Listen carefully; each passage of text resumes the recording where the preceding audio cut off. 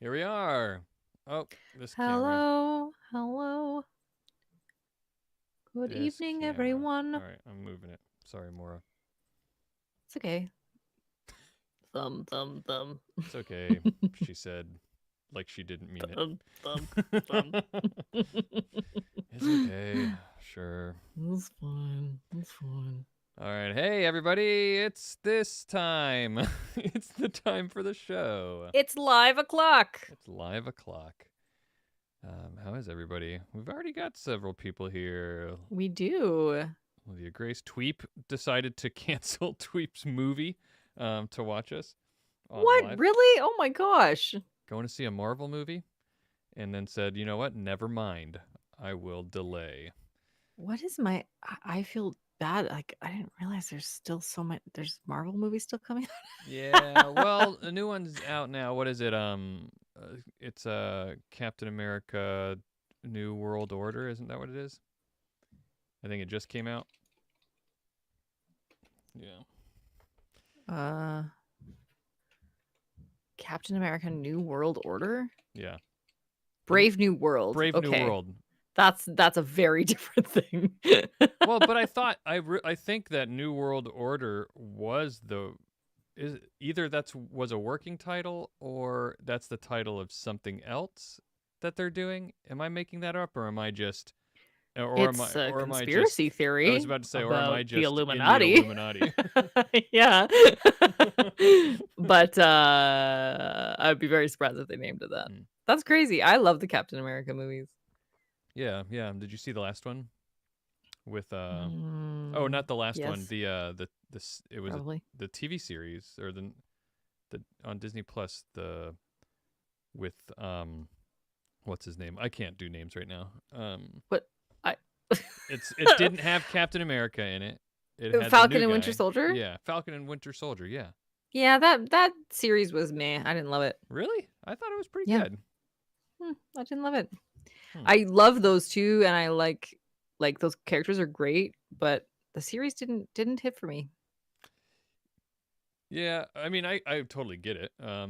Also, to each their own, but Yep, I yep, liked yep. it. I liked it. So I have some I good just love the news. character of Winter Soldier. Sorry, go ahead. No, it's all right. I have some. I do also like Winter Soldier. He's such a cool character. Yeah. The I All right. have news that you already know, but I'm sharing with everybody else, which is that I took my FAA instrument rating airplane written test today, and Oh yes. I got a 92% on it. So that's Now really, I really good. congratulated you on that. However, I don't actually know if that's good. Is it good? Do you have to get like It's 100? very good. You have to get a 70% to pass. Oh yeah. Good job. So I got a 92%, and the better you do, the better it is, because like you might think, well, isn't a pass a pass? Well, that's true. I don't have to like retake it, but what happens is eventually I'm going to have to take the thank you, Lydia Grace. But eventually I'm going to have to take the practical test where I sit down with a pilot examiner from the FAA or a DPE, and I'm going to have to fly with them. But before you fly with them and demonstrate that you can do all the things that you need to be able to do in a plane, you have to do an oral examination with them. So you sit in a room with them, and you did all. I did all this for the private pilot license. So I know how it goes. It's just this is a new rating that's added onto it, which requires a lot more skill and training, right? Well, so you sit down again and you do an oral portion of the exam, and they ask you a bunch of questions. You have to plan a flight, and they're gonna basically they just grill you, and you have to demonstrate that you know what you're doing, you've planned this flight well. They're going to ask you a bunch of like weird scenario questions about the flight. If this happens, or if this happens, what would you do? What if you were in this situation? There's a ton of stuff that they ask you about. And you just have to demonstrate that you either know it or you know how to find the answer. The reason that I bring that up is because one of the things that they have to test you on during the oral portion of your exam is they have this whole list of things that they have to do, but in addition to those things, they get a report. You bring in a report of the score that you got on the written test, and it has on Mm-hmm. there the subject areas you missed on there. So like the Oh, I questions you see. missed are coded Yep. to be Yep. certain parts of the regulations and certain parts of the information, and they have to test you on that. So you basically get retested in the oral portion. You get retested on the things that you missed on the written. So the Hmm. better you do, the less you have to There you go. get retested on. So 98% is pretty good. I got an 82% on the written for my private pilot license, so I did considerably better. An Yeah, improvement. yeah. So I was very happy with myself. Yeah, good job. Yeah. That's awesome. Your pilot journey continues. Yes.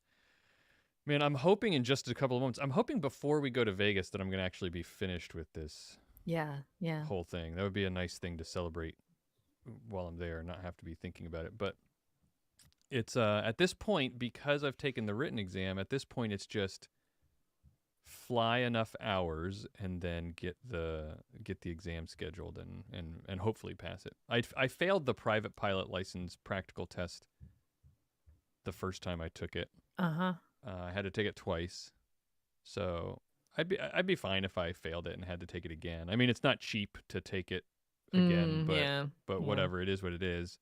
I just want to be done, you know. Mm-hmm. Mm-hmm. I just want to be done with this phase, because after this, I think I've said before, at least told you before, more after this instrument rating, I have no plans to ever get any more ratings beyond that, any more license. So I'll be done with flying school, and I'll just be able to fly. You'll just fly. Yeah. That's all. I mean, you do have to go back. A pilot has to do what's called a biennial flight review. So every 2 years, you have to go back and. That's reassuring. I'm glad that pilots have to do that. And commercial pilots more often, and then airline pilots even more often than that. I think they have to get tested every 6 months. Oh, wow. So it's for them it's very frequent. And then for the instrument rating, you do have to keep up with those skills too, because there's a lot of like knowing how to fly by the instruments and knowing how to interpret and execute instrument procedures and stuff like that. So like every 6 months, you have to have executed a certain number of instrument approaches, and but you can do those with a flight simulator, like an approved FAA flight simulator, which basically these approved FAA flight simulators are basically just like, and I'm not exaggerating at all. This is literally, they're just like a Microsoft Flight Simulator on a computer, but like in an official office somewhere. Right. It's been tested. The equipment's been tested and everything, and so they just have the seal of approval. But I can just do that, like schedule every once in a while to go in to the airport that I fly out of. They have one, so I can just go into the office there and sit down and schedule it and pay the money that they require for per hour of using it, and just sit down and play a video game for a couple hours. Yeah. But it has to be on theirs, because you might be modding it on your computer. So. Yeah, exactly. All those Microsoft Flight Simulator mods that are out there. Yeah. I'm sure there are. I'm sure there's ones where you can fly the plane into crazy places and bounce off the ground. They have a lot of different things you can do on Flight Simulator. By the way, yes, I opened the Wikipedia page for Captain America Brave New World, and you were right. They announced it as Captain America New World Order in July of 2022. Thank you for making, because I wasn't really invested in that argument, but I do feel better knowing that. Yeah, you're not misremembering. Yeah, totally. Yeah. Oh, other good news that happened today. I can't show it to you, but I got my new 3D printer came, and I set it up. Oh, have you printed anything yet? I printed so I don't know if you've ever done any 3D printing or know anybody who does, but it's a little bit. Yep. The in the world of 3D printers, the test print that is common to do is this. It's called a 3D benchy. It's Is it the tower with the staircase? No, it's a little tugboat. Aw. And it has it's just designed it's just a fun little thing you can print, but it's also designed at certain angles and shapes and everything to test all the different things that you would need to test, right? Mm-hmm. And so it already had it loaded in there. I will tell you what, this 3D printer I have, which is a Bamboo Labs PS1, if anybody's cares. I got I spent a lot of time thinking about it, talking to people I knew. I knew what I wanted. I wanted something that was so much easier, auto bed leveling, very very easy to use. And I got it a day. I got it yesterday, or maybe it was the day before, but I haven't been able to mess with it because I've been studying for this exam. So Mm-hmm. today I got done with the exam and I got done preparing for the show this evening, and I was like, oh, I have an hour. I haven't even taken it out of the box yet. I'm just going to take it out of the box and look at it. Mm-hmm. So I took it out of the box and I looked at it, and Stephanie's cooking dinner. No intentions of setting this thing up. I just took it out of the box because I wanted to look at it.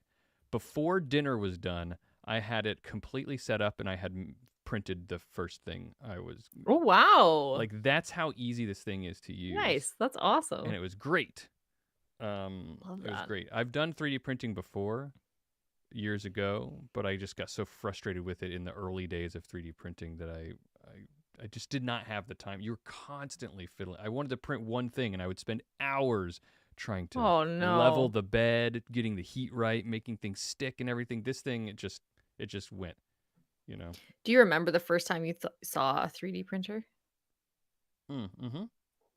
Yeah, the first time. Well, not the first time I saw one, like, but you mean in person? Do you mean in person? Yeah, the first time you, Yeah. like, experienced one. Yeah. Yeah, because my brother had a business 3D printing. He used to make props, Oh, cool. like video game props and guns and stuff like that. Like, just he made other things too, but that's where he made most of his money was with props. And so he had, like, I think at one point he had like 13 Oh printers. my gosh. Yeah, he was doing a lot, and he doesn't do it anymore. But I remember him going and visiting him, and he had a 3D print. And I bought one of the ones that one of the 13 that he Oh. had, not of Oh. his, but the same exact kind. Yeah. It was just so early on, and but I remember seeing it and thinking, this is amazing. Yeah. Yeah. It was mind-blowing the Yeah, first time. The first time I saw it, it was this, like, I toured this lab where they did reconstructive surgeries, and they used these 3D printers to 3D print, like, models of people's skulls, like very specific people yeah, skulls and facial bones and stuff like that. But it was like there were zero 3D printers on the market. Nobody had one in their home. Nobody had one as a hobby. Like this was like this massive fridge-sized yeah. machine, and it was like the resin kind, not the plastic that Oh, with the those are nozzle. cool. Yeah, it was like we were just our jaws were on the floor. This was like 12 years ago. Just insane how you could not conceive that that would ever be possible, and now it's like the most normal thing. It's so funny how it Yeah, is. and the resin, that had to have been amazing because the resin ones are even cooler than It's yeah. what are they called, CNC machines, the kind that I have, where it's just literally it's just, I mean, you know how 3D printer works. Yeah, yeah, So it's just like a it's just line. depositing layer Yeah, upon layer, yeah. right? And so that fundamentally it's like easy to understand, but a resin printer is really cool because So neat. you've got the liquid resin and it's using what? It's like pinpointing a spot in space, and it's using lasers, right? To like, I think this one had, like, nozzles. I can't remember super well, like, it was 12 years ago.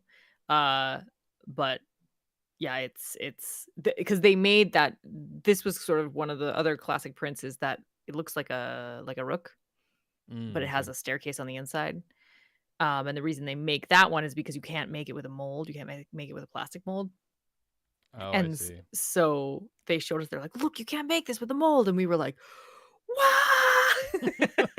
Like that just yeah, it turned our brains sideways to think that you could make a thing out of a computer file, a 3D object out of a computer file. Yeah. Yeah, that was cool. I've never owned one.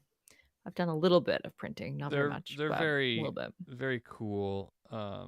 So There's a question, someone wants to know how much your 3D printer was, if you feel comfortable sharing. oh yeah, that's fine. not embarrassed to have money to spend, I guess, or having spent money. It cost, after the printer, I got what's called an AMS on top of it, which basically is just an addition you can put on top of it that makes it so you can use multiple different filaments for one print. Nice. And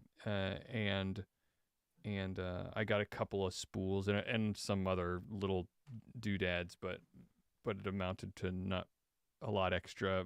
But I spent just under $1,000 altogether with getting some extra filament and the printer. That's But the not printer bad. itself, I just looked it It's up. a little less than I would have thought. The printer itself with the AMS system, the multi filament system, is going right now on the Bamboo Labs website for $829. It says US. That's probably like I'm not going to make the joke. It's probably like actually like $1 million. $1,100 or $1,200 up there, right? Canadian. Yeah, No, 12, it's more maybe than that. 1,200. 4 billion. I said I wasn't going to make the joke, but it's okay if you make the joke. Oh, it's so annoying. Stupid exchange rate. Yeah, that sounds about right for like a good quality printer these days. Yeah, to me. and it's worth it if you want to do printing, but you don't have the time or energy to fiddle with it like I don't anymore. Because man, oh my gosh, it's like, you know how you can buy a printer to print documents, right? Nowadays, you just can. buy this print.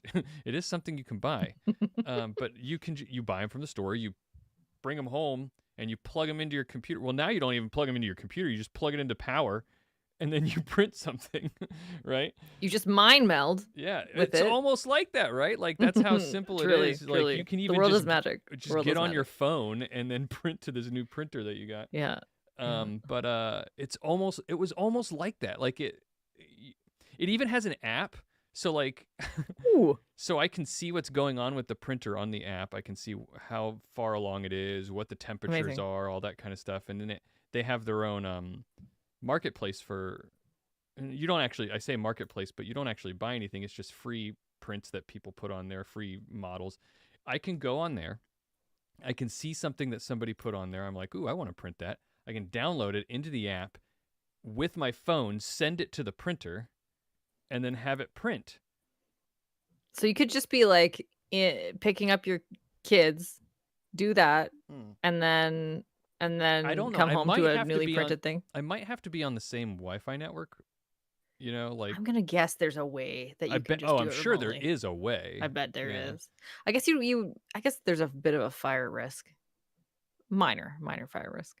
Minor. To have it printing while you're not home because it's hot. Yeah, well, I mean, come on, you have to have it if you're printing anything significant. You pretty much have to have it printing while you're at home. That's the other thing. I suppose that's true. Yeah, because it takes hours. Yeah, that's the other thing about this printer, and then I'll stop trying to sell printers to people.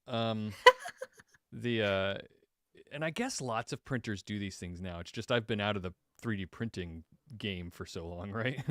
But I can pause it in the middle of a print, because that was something I thought a lot about. Is, do I want to get back into 3D printing?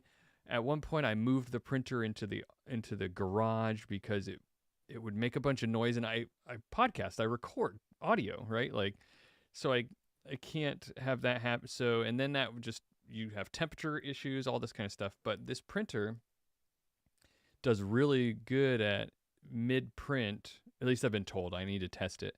But I've been told by my brother, who uses the same printer, that it's really good at pausing it mid-print. You can just pause it. Like even the app just has a pause button. You just pause. Wow.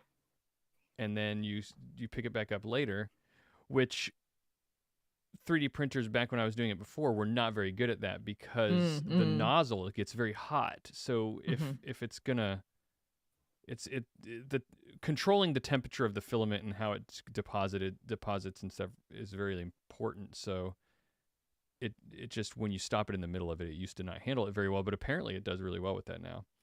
So nice, that's awesome. Yeah. Cyrenex would use them for D&D minis and landscapes, of course, obviously. Good choice. Yep. And Logan's here. And was it Logan who asked about Oh, what I'm reading? I am reading, to completely change the subject. Yeah. I'm reading Daughter's War, which is the prequel to Black Tongue Thief, which we've talked about on the Discord.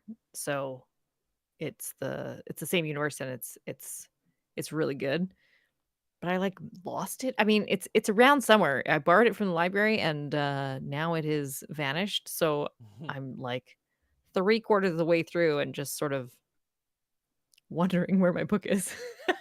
I gotta bring it back eventually, so I should track that down. It is really good. Yes, it's a very different tone. The original one was like, the first one was it was like this guy who's a thief, and he kind of get the sense that he's it's written in his tone, so he's just kind of flying by the seat of his pants, and very not like devil may care, but he's not super structured in his thinking. And then this prequel is a different character Right. who is very who you meet in that one, and she is extremely like straightforward. This is how things are, and here is how we do it. And it's written in that way, which is so interesting that an author would be able to do that.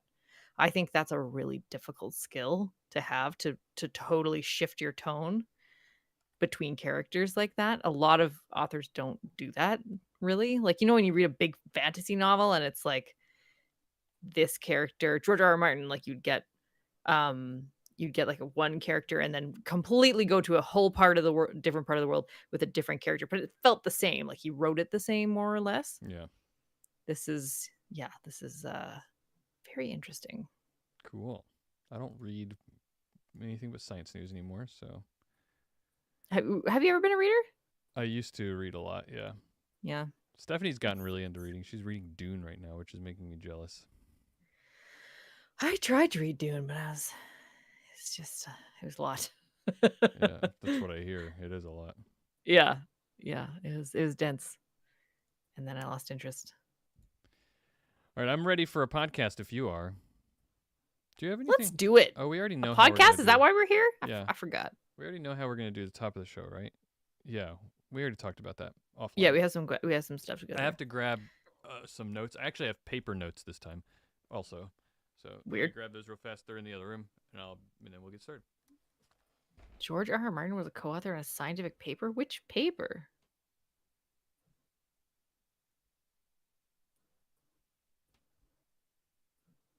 Emperor of Silence, the first of the Sun Eater series.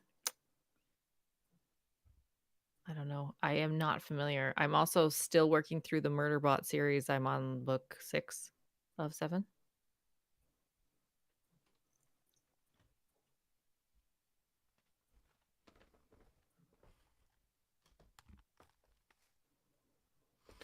All right, I'm back. All right. All right. You all set? I am all... Got your flowing locks? Yeah. Ready to flow? Unleashed beast. Unleashed. All right. Okay. I'm going to go a little off book on the start here. Ooh. Just to warn you. Okay. Ready? Yes. Hey everyone, it's February 17th, 2025, and you're listening to the 233rd episode of All Around Science. My name's Mara Armstrong. And I'm Bobby Frankenberger, and we are two huge fans of science. We better be for this many episodes. And we're here to get you caught up on what's going on in the world of science and just generally geek out about science stuff. And I think that's kind of what we're doing today, really. A lot is just generally geeking out about science stuff. Truly. Yeah. Yeah, there's science, but you know what? There's going to be a touch of math in there. Oh my gosh. A couple drips of math. I'm very excited with the science about it. So I get to math out today because today is a doubly exciting episode because it is our 233rd episode, and that happens to be one of the numbers in the Fibonacci sequence, the famed Fibonacci sequence. Air horn! Yeah, we here on All Around Science, we don't celebrate milestones like a lot of shows do. You know, sometimes they're like, oh, We're a little different. yeah, we're a little different. You know, some people are like, oh, that's 50 episodes, 100 episodes, it's our 200th episode. We early on said those are just round. They're just arbitrarily chosen round numbers, right? And so we're challenging the podcast norms. Mm-hmm. We decided to choose a different number system to celebrate, and that is the Fibonacci sequence. Right. A couple things we liked about it. Well, first of all, if for anybody who doesn't know what the Fibonacci sequence is, how would you describe it, Maura? A series of numbers that is the sum of the numbers before it. So basically, you start with 0 and 1. Add those two together, you get another 1. Add those two together, 1 plus 1 is 2. Add 1 plus 2 together, you get 3. So like the last two numbers, you add them together. Yeah. And 3 very plus quickly, 2 is 5. it gets 5 plus 3 big. is 8. Yeah. 8 plus 5 is 13. And you see it starts to grow. There was a lot of celebrating in the early days. Yeah. Well, that's one thing we really why we wanted to do it at first. We thought it's sort of like pseudo exponential the way it grows. It's not quite exponential, but it's in a way it's exponential or something akin to exponential. So what that meant was early in the show, when you're very excited to be doing this new thing called a podcast, exactly, you get to celebrate more often. We celebrated on our 5th episode, on our 8th episode, the 13th episode, and then, the 21st episode. And so it was frequent. And so on. It was frequent. We were like, yeah, we get to celebrate doing this thing. And then as it becomes more routine, more commonplace, you space out the celebrations. That's right. The last one we did was what? Do you remember? Because I don't. It was 144. That's right. June 5th, because it was 2023. Gross. It was 12 by 12. And we had a gross theme. Yeah. This one is 233, and because 233 is a prime number, we have a prime theme today. Right. We asked everybody to send us questions that were inspired by the word prime, and that's what we're doing because of prime numbers. So we are also really cool and important in math and science, right? Yes. Okay. So in preparation for this episode, I did a little bit of podcast listening of my own. Oh. Just found a few math nerds who wanted to talk about primes, and I understood about 20% of it. The 20% that I understood, I wrote down a couple of questions about. Okay. This is my understanding of prime numbers, that it is a number that can be divided by itself and 1 and nothing else. Like, it can't be divided into an integer. Correct. That's correct. Yeah. Okay. Yeah, that's right. A prime number can only be divided by itself and 1, which really in effect means it can't be divided. Exactly. You can't divide it into even whole numbers, right? Or equal whole numbers. Now, my question then, I didn't realize this, but on these podcasts they kept talking about this. Is 1 a prime number? 1 is not a prime number. 1 is not a prime number. See, I always thought it was. No, it can't. By definition, it can't be because if you look at the definition of a prime number, it is able to be divided by itself in 1. And I guess if you want to be kind of tricky about it, you can say, well, what if itself and 1 are the same number? Right? Like I that's not even being pedantic. I think it's just true. That definition of prime only being able to be divided by itself in 1 kind of misses the point in a way. Okay. That's just a strict definition. That's like how you identify. That's the test, right? But I guess you have to say that except for 1, because the real point of a prime number, what a prime number is that it's the way I think about prime numbers is they are the numbers that are used to make the other numbers. They're the building blocks of the integer number system. Why though? That's the other thing that I don't understand. Okay, because every number can be broken down into smaller groups, right? So you have numbers like take the number 15, or take the number. Yeah, let's just stick with the number 15. You can divide you can construct the number 15 by taking the number 3 and adding it keep adding 3s until 5 times until you get to 15, right? Okay. Or you can construct the number 15 by taking the number 5 and by sequentially adding it together to make the number 15. Like, you're using another number. Right. So most numbers you can make this way. Take the number 24, take the number 100. You can break it up into smaller pieces to where you sequentially add things. Basically, you're multiplying numbers together to get those. That's how you construct numbers.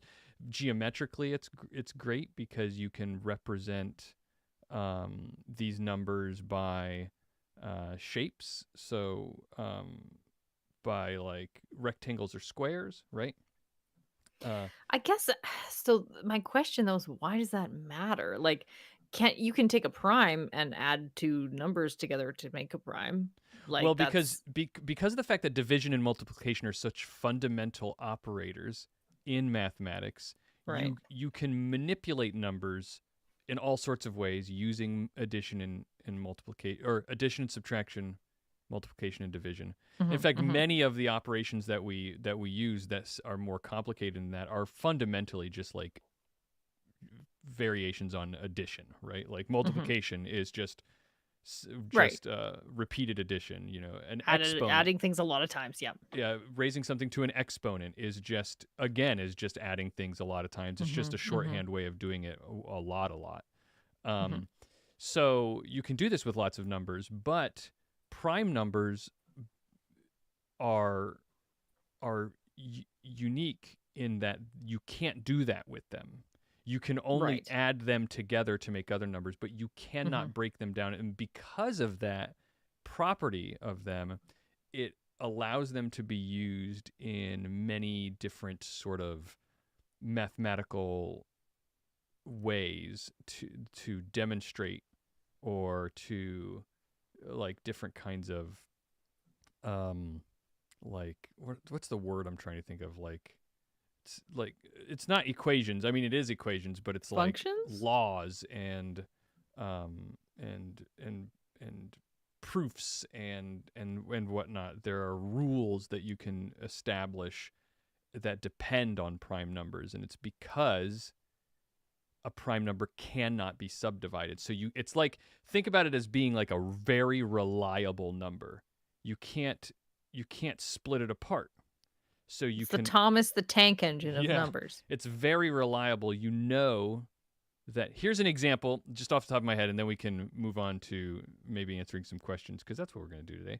But unless you have more questions about primes, because I love talking about this. I'm just afraid that I'm here's the thing. talking. Here's the thing. You're right. I do have lots more questions. But maybe we'll wrap it up here with whatever you're going to say next, because we'll go on forever. Go ahead. Yeah. So do you remember, we may have talked about him before. There's a famous mathematician. Oh my God. And I don't even know his name. I'm just pulling this off the top of my head is the problem. It was. We clearly didn't prepare this part of the show.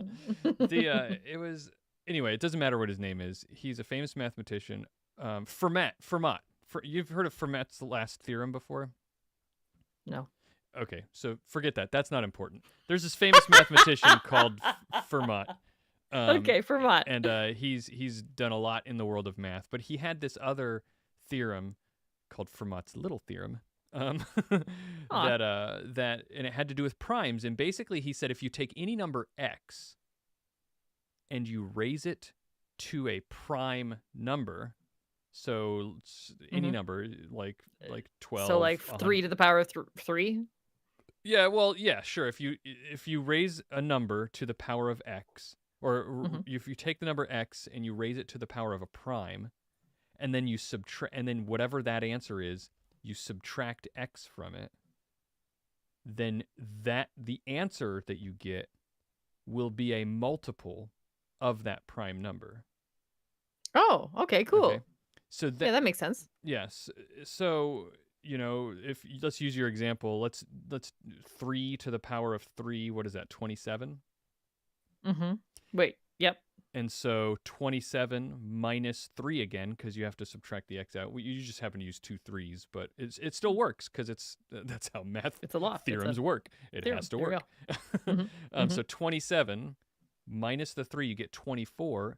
24 is a multiple of the prime number that we raised it to, is a 3. multiple of 3. So Yeah. Huh, now cool. that seems like, okay, cool math fact, but it's something that it's a fact that can be used to I kind of stumbled upon this. It's a fact that's actually used in what we're going to talk about later in cryptography, but I wasn't planning on talking about that cuz I just remembered that that's what it's used. Well, But bonus math. And yeah. we have right now, we're recording this live, and it's good because we got a question from Tweep. What are prime numbers used for practically? Yeah. Well, we're going to talk about that later. And we are going to talk about that. We are. Yeah. We absolutely are. So hang tight there, Tweep. We got your back. But overall, the rest of the show is going to be prime related questions. Mhm. And we gave you this assignment and said, be creative. And you understood the assignment. Yeah. You gave us some really great questions that range far and wide, in and out of math. So I think we have a lot of really cool stuff to talk about. It's an awesome little grab bag of questions today. So I'm ready to get started, even though I have 100 more questions about primes. Let's do it. Between segments, we'll do it. Yeah.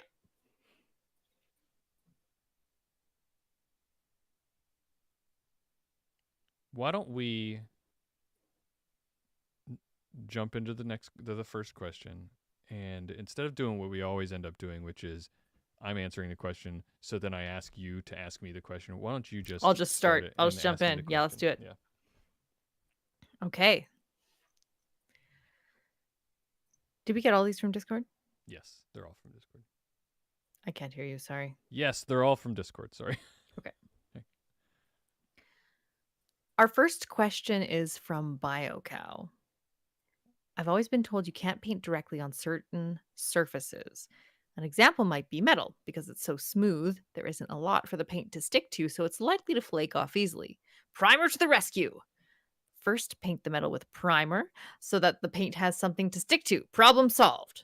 So, how does the primer stick to the metal? And why not make paint more like primer? That's a good question. That is a good question and a great use of the theme prime. Primer. Yeah, primer. So it's actually pretty interesting. I didn't know the answer to this, but I looked into it. So first I'm going to give you a primer on primers. Primer is just a name we give to that first layer of paint we put down on a surface, regardless of what the surface is. So it doesn't have to be metal. It can be anything. It's that first layer.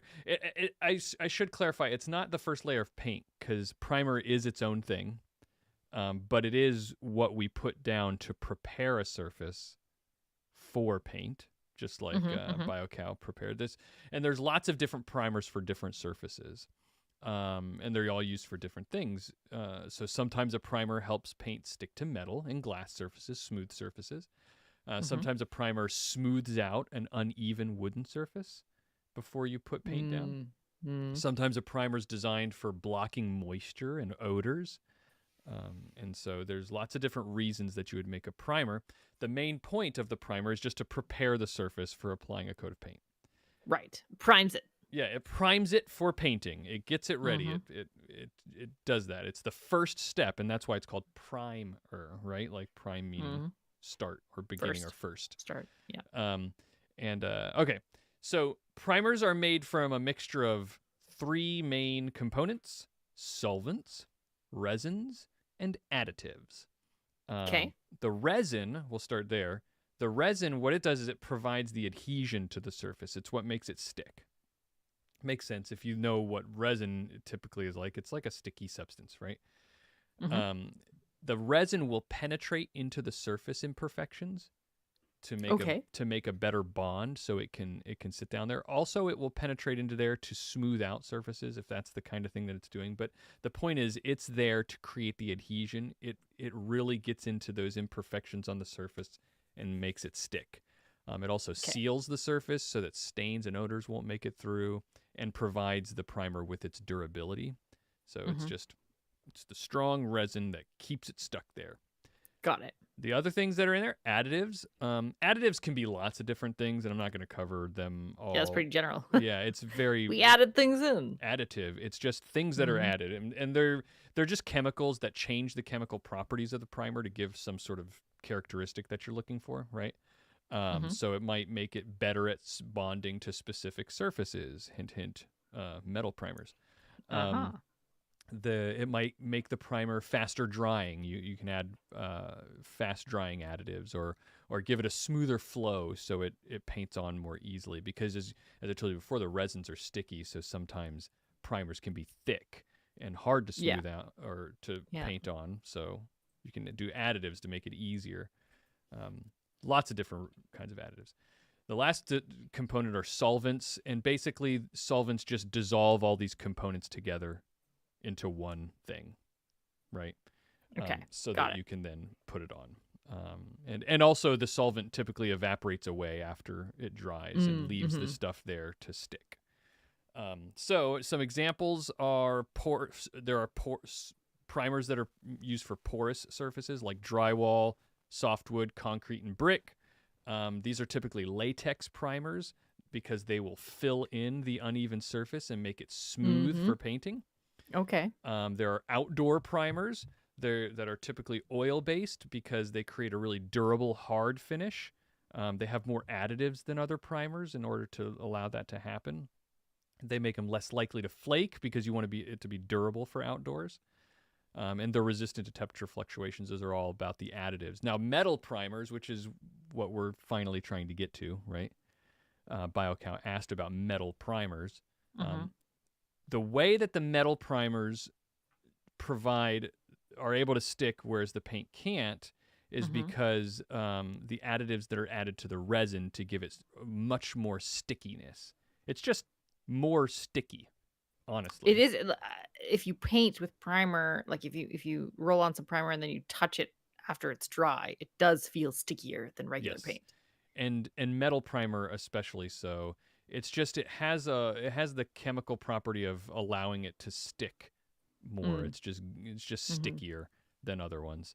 And on a molecular level, it's just getting down in there and getting into those very microscopic imperfections, and then creating a sticky layer on top of that. When it dries, it creates a rough surface, so that the paints that weren't able to stick on the metal because the metal was too smooth, the primer is a little bit more rough, so it can stick onto that.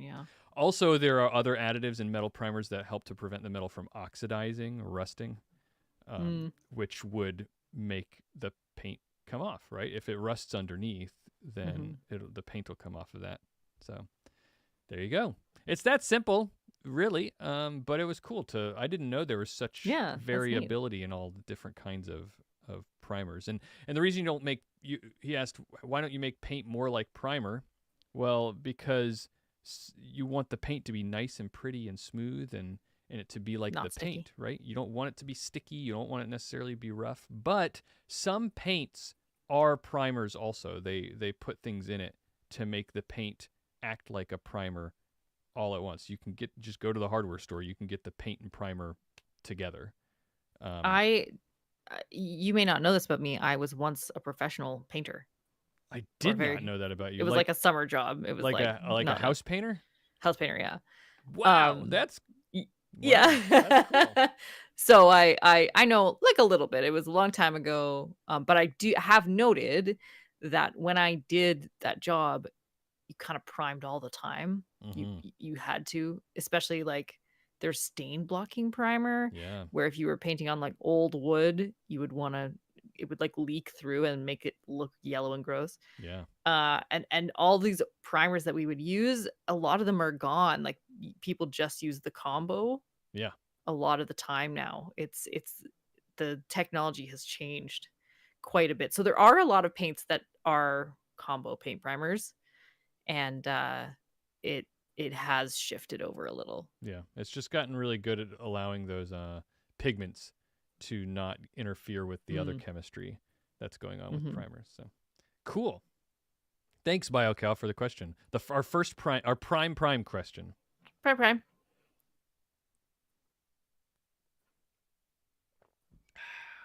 How'd I do that time?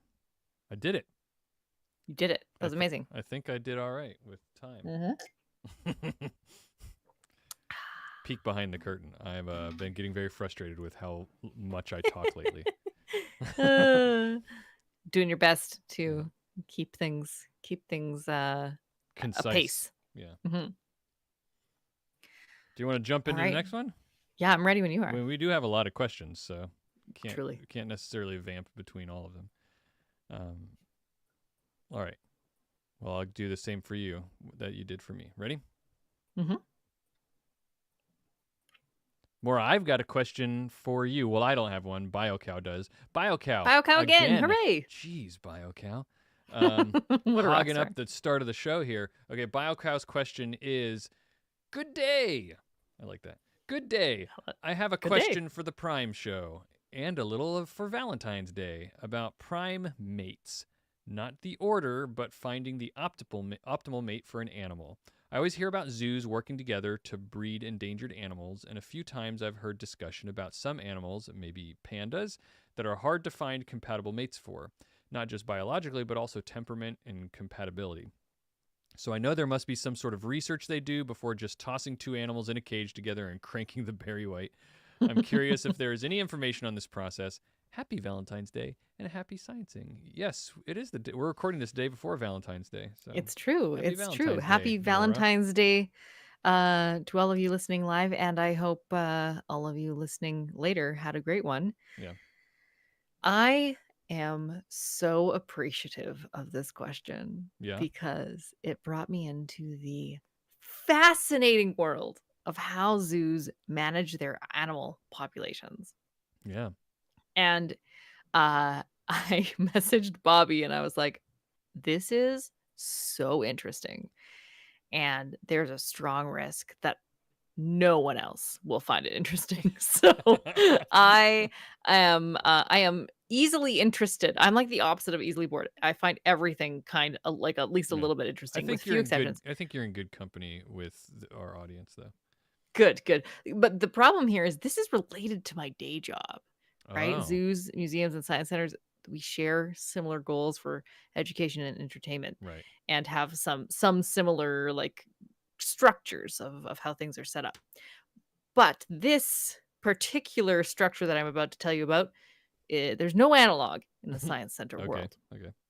So I looked up the procedures for doing this from the Association of Zoos and Aquariums. This one primarily operates in the United States, and as their website says, overseas. And they have many committees that oversee all of the different things that zoos do. Okay. And one of those committees is the Animal Population Management Committee. So they oversee the animal programs of the AZA, or I suppose it's American, so AZA, including something called taxon advisory groups. So animals that are kept in captivity are grouped into roughly related groups.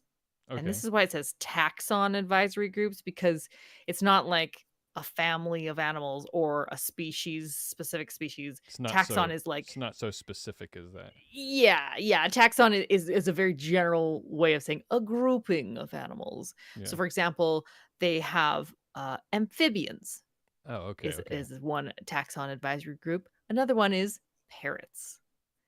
Parrots. So like that's more. Yeah. That's even quite specific, but it's very specific. Yeah. But I think parrots are a common zoo animal. Amphibians tend to, there's quite a lot in zoos, sure. But they tend to have, they're able to group them together. Oh, I'm sure of what they're doing. I'm sure they're grouping these animals in a way that is useful for the zoos, right? Like, yeah, it depends. And that, I think that gets into many questions of how we have structured zoos and why. Sure, I think a lot of zoos have moved from being curios and exotic things to conservation and education. But for the taxon advisory groups, for the Association of Zoos and Aquariums, there's 42 of these, and they abbreviate them as tags. 42 tags. Okay. Each group is run by a group of individuals within the zoo community, and they're experts in the field. They're experienced in animal care for those particular animals, All right. and they're educated on the specific animals that they're stewarding. Their job is to stay up to date on current science of the species under their care. Yeah. They help manage research priorities, conservation needs. They are the authority on this animal group, Hmm. this group of people. They also publish and maintain animal care manuals that guide care for these animals within the zoos. Oh, And they cool. help yeah, they have this whole system. And they also So you help get like program an animal leaders. in your zoo and it comes with a Mhm, manual. mhm. Of course it does. Yeah, How else totally. would you know how to take care of it?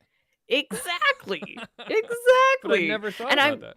it's interesting too because if you're part of the parrot tag, you've got, I don't know, 17 types of parrots that are kept in zoos, I'm Yeah, yeah. guessing. If you're part of the amphibians, that's like you have so many. There's so many amphibians. Like, Right, right. how can you specifically? I mean, I guess a lot of amphibians have similar needs, but they can't all be exactly the same. Yeah. Anyway, it's really interesting, and I wonder what these animal care manuals are like. See, this is why I thought this might get boring. I'm like, No, manuals, this is amazing. interesting. Okay, so the uh the tags also help program leaders. So there's multiple different, they can't do all of this themselves. They're setting up all these books. They're doing all this different things for these animals, and so each group of animals has different animal programs, and the program leaders maintain stud books of various Mm. animals under their care. What's a stud? So what's a stud, or what's a stud book? What's a stud and a stud book? Why do you need a stud book? Okay, so in this case, the stud book is a list of all the animals of any given species that are in captivity in zoos Okay. of this under this umbrella of the Association of Zoos and Aquariums. Yeah. A stud, generally in general parlance, is an animal that is used for the purposes of breeding. Right. Okay. So that it's not exactly the same thing, but they Sure. call them stud books. Okay.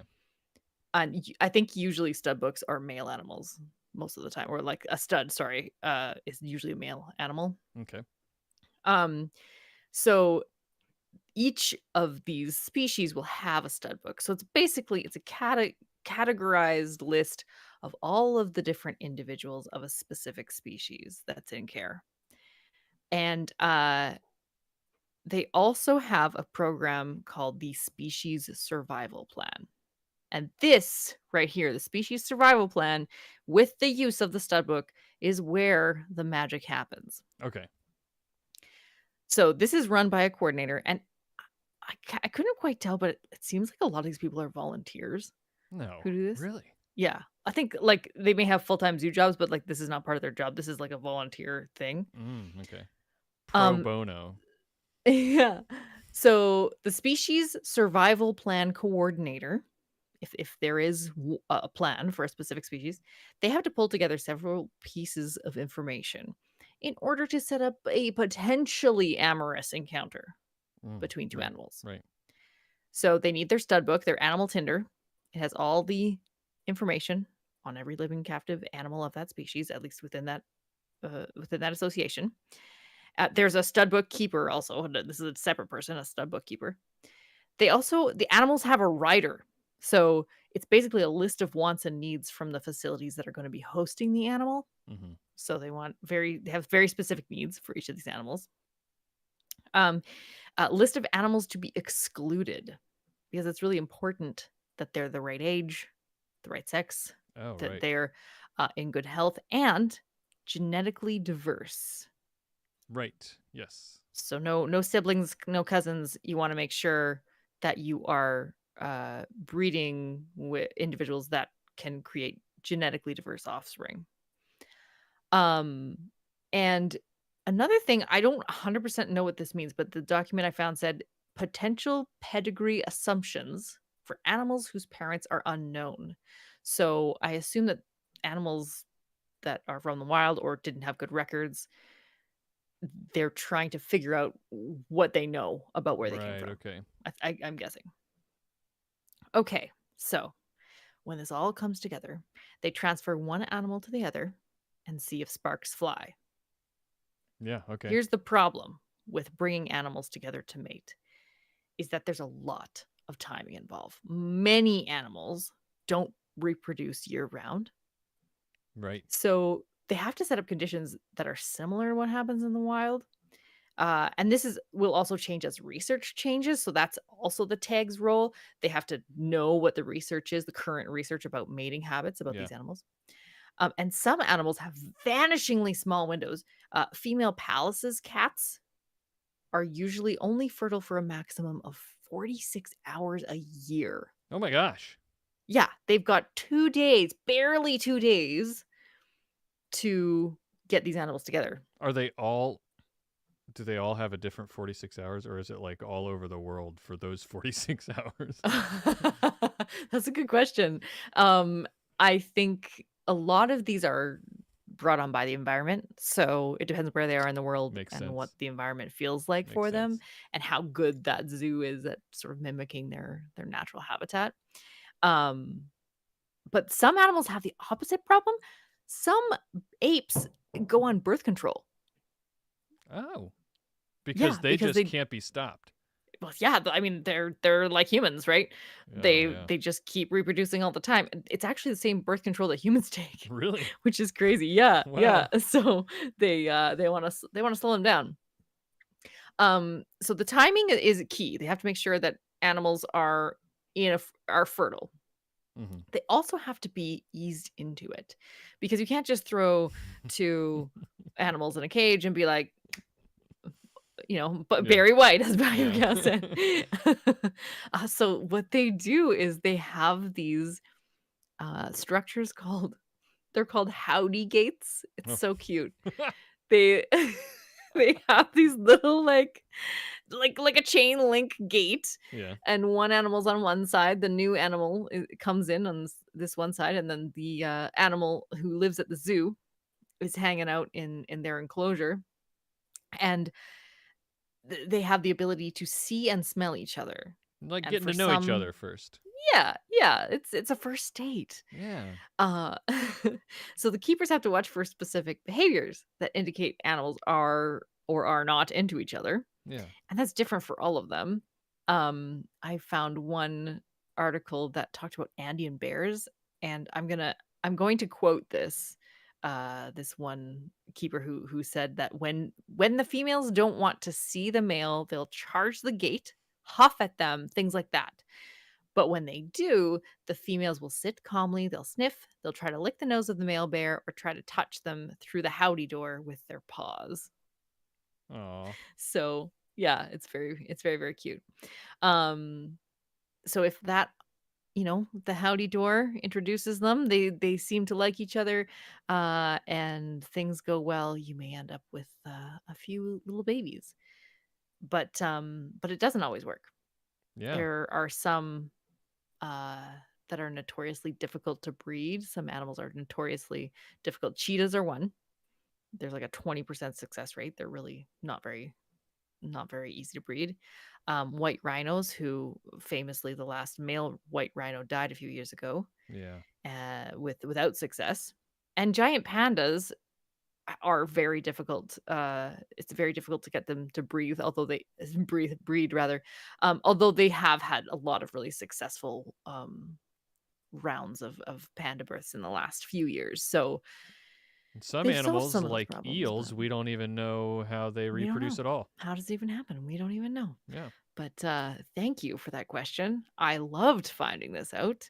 And now all of you know how zoo animals meet their matches. That's very cool. So I think you said this, but to be clear, they're they're taking the studs from the stud books and Mhm. they're shopping them around at different like they're parading them around at different zoos. I don't think it's quite like that. I don't know. I don't know. It depends, right? Like if you have if your zoo has multiple animals of the same species, I uh, guess they might and you try want to pair to it up. They'll trade and stuff because I know that's another thing exactly, that zoos do is exactly. they trade animals because it's like against international law to sell animals or something like that Mhm, in the mhm. zoo world. So they trade, but I guess that's part of how they make the trades is they look at these factors, right? These things that they're trying to do. Yeah, yeah, because they and are they social animals? Are you gonna get them back? Like, maybe you bring them there and then bring them back? Yeah, because That that's could be happened one before. thing. We had Mhm, we used to have elephants at our zoo, and we replaced them with rhinos. But part of the reason was because one of them was getting old, but another one we sent out. They're changing the way elephants are in captivity in general, mhm, but I know that one of the motivations was they were trying to get the one of the elephants out to another place where they had elephants so they could help with breeding, like so they were mhm, like, we've had mhm. him here for a while, let's go and do some good in the world and send these elephants out to make more elephants, so Yes, and there are some of these programs have been responsible for, keeping animals from going extinct. right. So, it Yeah, can be of a great, positive consequence. all for the for conservation.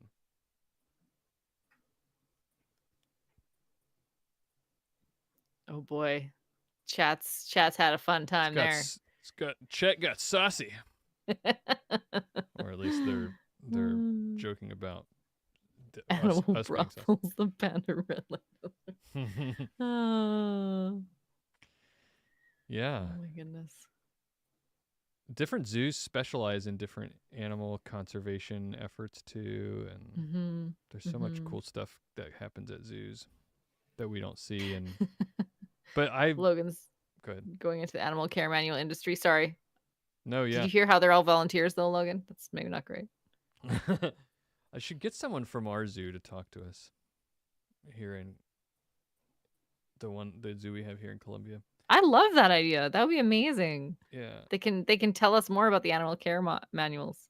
yeah, I think zoos are cool. I love how like you implied or even said that like the role of zoos in the world in the community has changed now, and Yeah. they're Yeah. it's all about conservation and the fact that we can go and pay to see the animals is really just to serve their conservation efforts, right? Mhm. So Mhm. it's cool.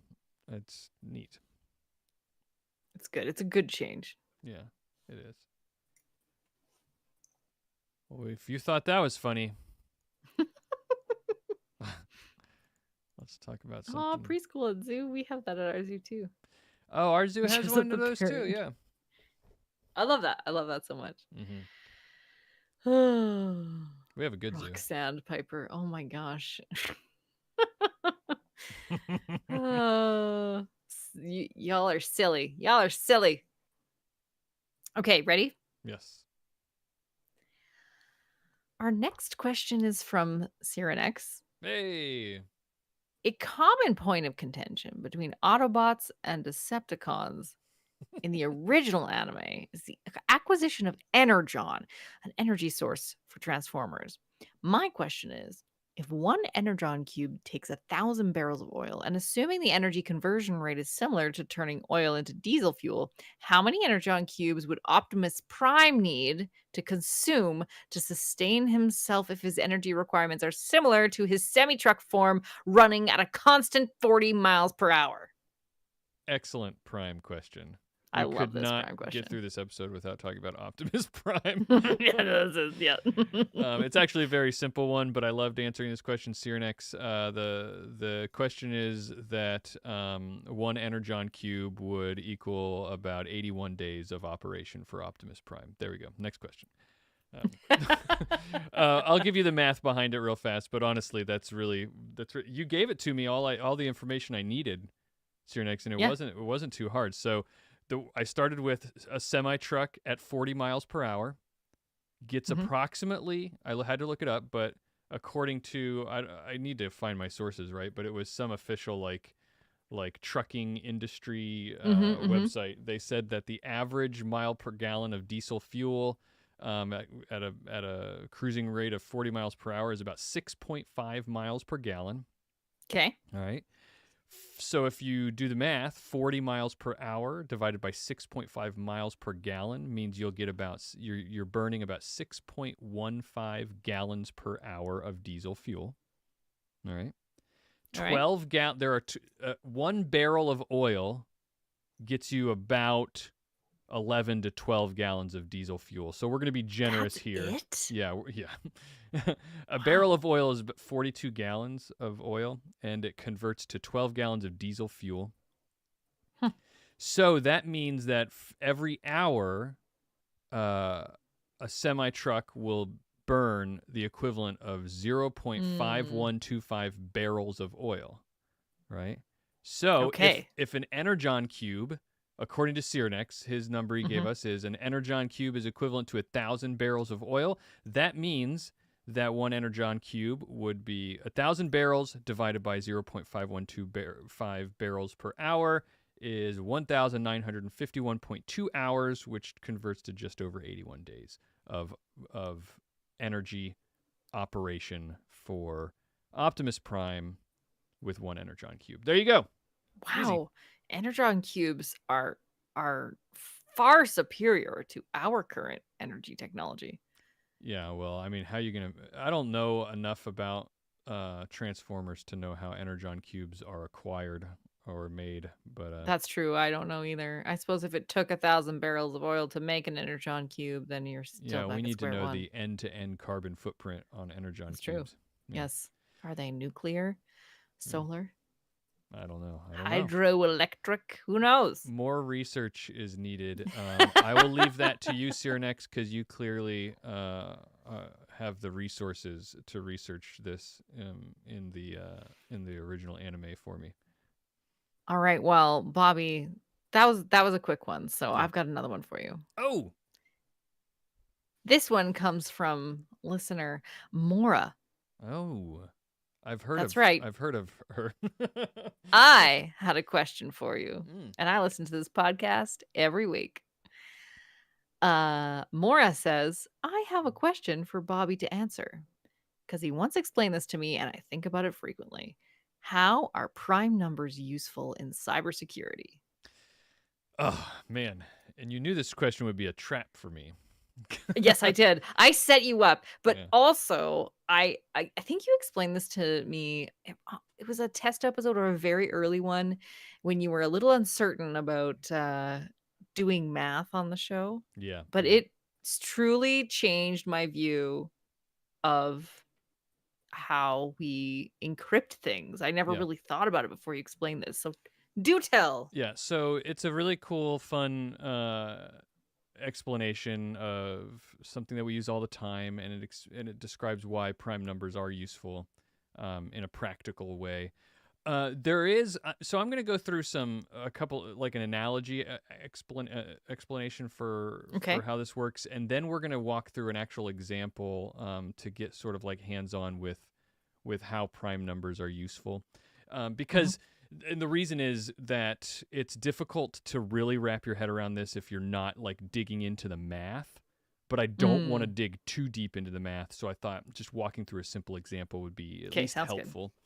If you want to follow along with this at home, one of the first things you're going to need to do is go to the website Wolfram Alpha. That's Wolfram, WOLFRAM alpha alpha.com. The only reason that you have to go there is because you can do the calculations that I'm going to need you to do without. I tried this on my iPhone, and the numbers end up being so big that your iPhone runs out of memory and it can't properly do Oh the boy. calculations. I Okay, I'm was there. Wolf from Alpha. Yeah. I'm on it. Okay, just be there. We'll get there in a minute. First, want to talk about is encryption in general, because it sort of gives a background for understanding why this is important. So let me start with there are two broad categories of encryption. There's symmetric encryption and asymmetric encryption. Symmetric encryption, humans have been doing that for thousands of years. Okay. If you've ever heard of have you heard of a Caesar cipher? It's a No. very famous. You've heard of, you've used it and probably not realized it. It's when you take like the letters in the alphabet and you shift them forward or Okay, yeah. backwards by a set amount, right? So like Mhm. if and you write out your words and you take each letter and you shift it forward 3 or backwards 5 or something like that. That's called a Caesar cipher. Caesar used it to encrypt messages in wartime and send them across the battlefield so that people who intercepted them couldn't just read what it was, right? Mhm. But that's pretty easy to crack. But symmetric encryption, that's a type of symmetric encryption. The idea is that you lock up your message or whatever it is you want to send, you lock it up in a box, you Mhm. send the box to the recipient, and then they unlock it, right? Both sides have a key, and the Yeah. cipher is the key in that example, Caesar cipher. Yes. But you Yes. could just use a box as an example. Both sides have a key, and they can lock and unlock the box. It's a way of making things of keeping things locked down, but it's not super secure. Mhm.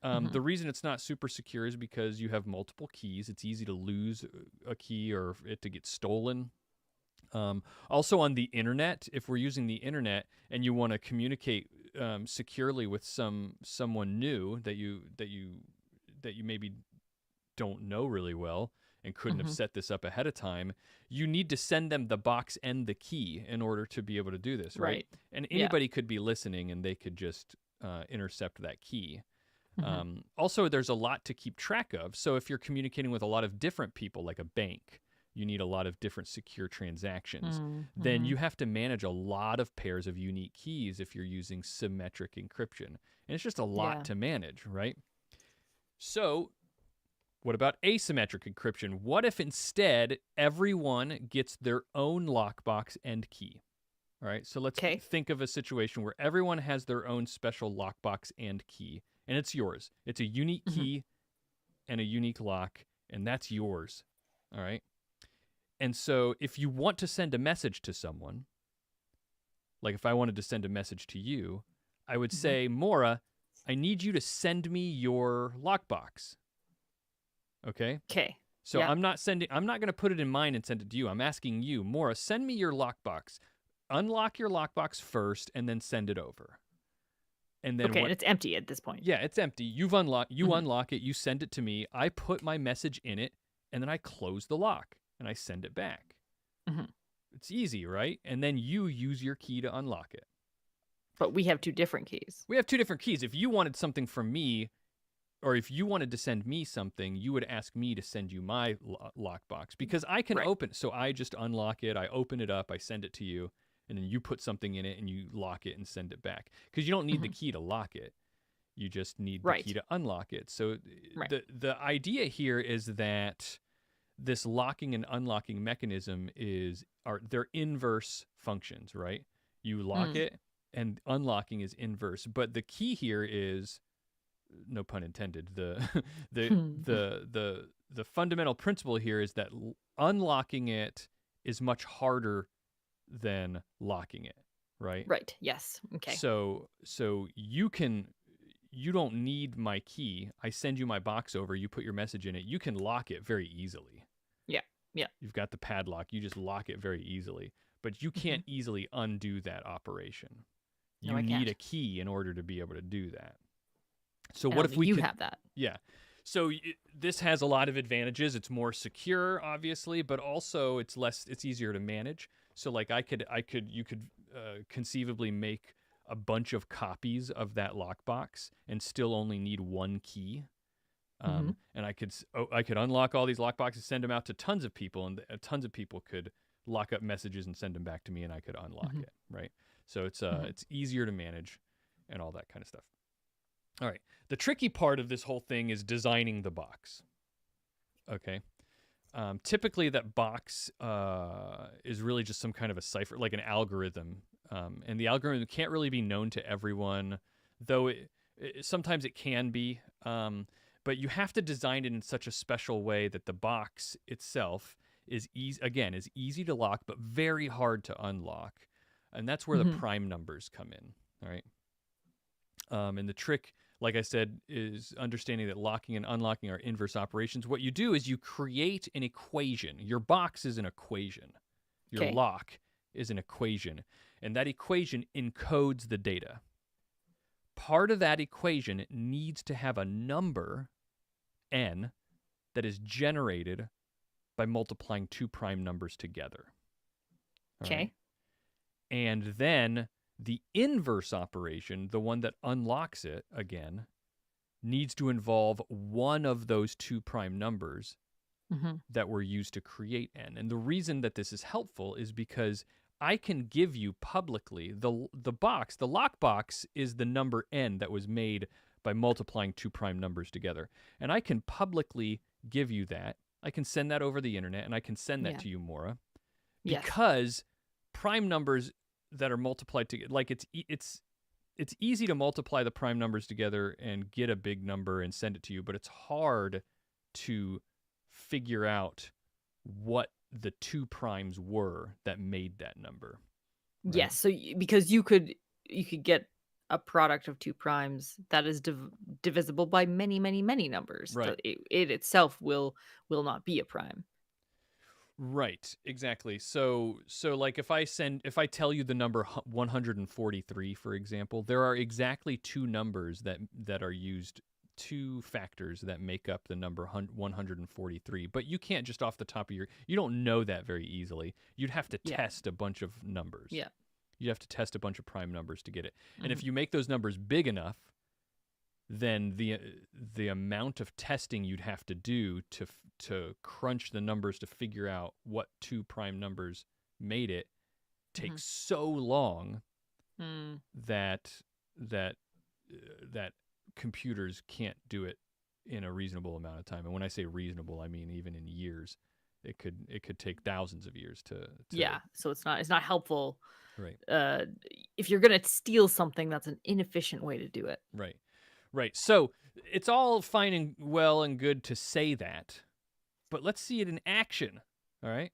So what we're going to do, Maura, is you're actually going to send me a message, and I'm going to decode it for you here. Okay. Live, okay. So here's what we're going to do. Ready? You need to be ready with the Wolfram Alpha website. We're going to try to go through this quickly because I don't want to dwell on it, but we do have to walk through the process. Okay, I'm ready. So what I need you to do is think of a letter. You're going to send me one letter. Okay. A single letter, like in the alphabet, because we don't have time to encode an entire giant full thing. Got it. But you're going to think of a letter. Don't tell me what it is. Sure. Because remember, we're trying to send it securely over the internet. It's a secret. There are people listening right now. And so think of the letter, and then this is an easy part. Just like anything on a computer can be turned into numbers, like pictures can even be at the root are numbers. I want you to turn that letter into a number and just do it in the way that you would imagine with the alphabet. Like A is 1. Like A is 1. B is 2. C is 3. So you have that number in your head? I do. All right. So the next thing I need you to do with that number is do some math to it. And this is where Wolfram Alpha is going to come in. So I'm going to give you two numbers first, and you may want to write these down. I don't know if you have something handy, but I'll remember them for you if you can't remember them. Okay. But the two numbers are 5 and 91. Those are two 5 and 91. These are public numbers. I can send this over the internet. These are public numbers. You're allowed to know these numbers. The number 5 is the one we're going to use first. So that number that you're going to send me, I want you to raise it to the power of 5. Okay? Okay. Don't tell me this one yet, because it would be really easy for anybody to figure this out if you just told me that number. Because the next thing we're going to do is an operation to that number, which you may never have used before, and that's called the modulo operation. Have you ever heard of that before? Modulo operation. Yeah. I have never heard of that before. So what a modulo is, it's a fancy way of saying the remainder of division. All right.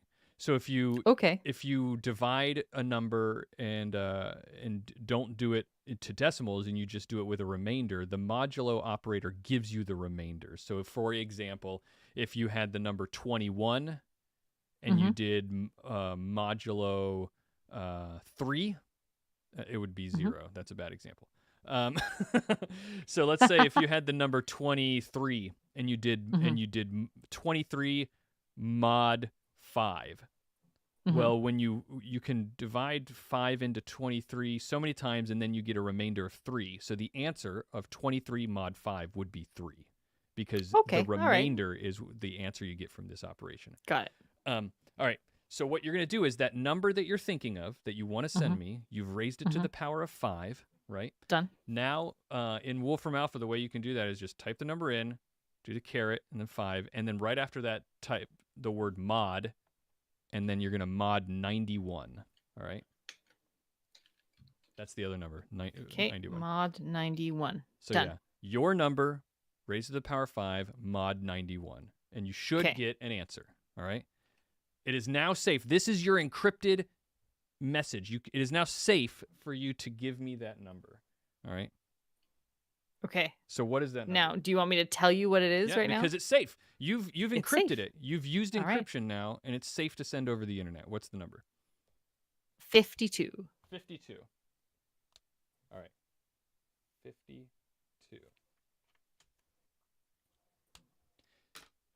So the reason that this is safe for you to use, because you might think, well, we know the equation. Bobby, you just told us the equation that you used to get this number, right? That Maura used to get this number. The reason that it's safe is because think about that modulo operation. You're just getting the remainder of division. There are lots of different numbers that you can mod 91 and get 52. Okay. Does that make sense? Yeah, There's that's tons of numbers, so it's not obvious. It's actually not possible. It's not very possible to know what number you modded to get 52, right? Yeah. You just, all you know is that it's 52. But the numbers I gave you, 5 and 91, are special. I chose them specifically because I have another magic number that I'm going to use. Magic number. And hopefully this works, because if it doesn't work, then... if it doesn't work, we'll record all of this and pretend we'll do another one, because it could be possible that you type something funky. But yeah. So what I'm going to use, and I'm just going to tell you what my magic number is. But in the real world, the magic number that I'm about to use, you would know. That's your private key. Right. Only you would know this number, and you would never tell anybody.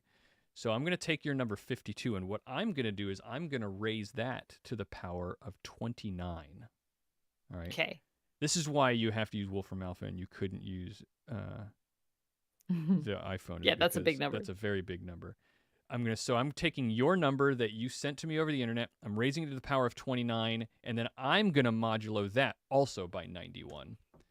All right? And then what I got was a number that tells me that the letter you chose, was it Z? Yes. There you go. See? Oh, amazing. Because the answer I got, 52 raised to the power of 29 mod 91, gave me 26. And so I know that the 26th letter in the alphabet is Z. And so the reason that works has to do with prime numbers.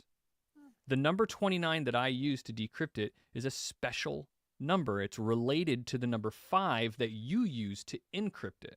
And both 5 and 29 are both related to the number 91, and they're all related through the way you calculate finding those numbers is through these equations that involve the two prime numbers that were used to get 91. Now, that's the really complicated part that we're not going to go into, but the key to understanding how this works in real life is understanding that 5 and 29 that we use to raise those special numbers, the encrypt and decrypt numbers, are related to that 91 through the two primes. So if you knew the two primes that made 91, then you could reverse engineer.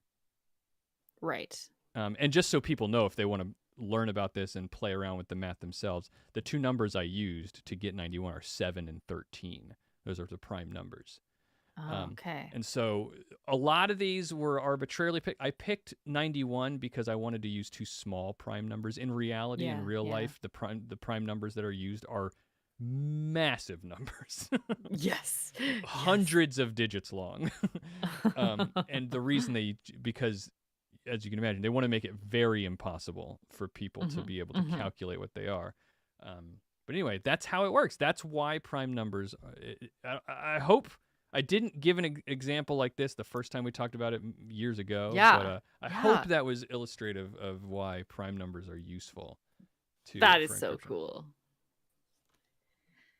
Treep says you were wrong. It's actually Zed. Oh gosh. Re-record. We got to re-record the entire Re-record the thing. whole thing. Canadians. Amazing. Amazing. We're doing Right. good. We're motoring through these. Wow. Yeah. How long did I go with that? Was that good? I have no idea. It felt good to me. Did it feel like it was flowing? How about everybody listening? Yeah. I get very worried always whenever we're talking math, because math is so visual, and B, It is hard to describe, and C, I like to talk too much. So yeah, no, that felt really, really clear. I thought that was really good. okay, cool. But you're right. It is not the best to talk too much math, I think, on a podcast, just because I spent so long, Maura, thinking about how I was going to talk about this. I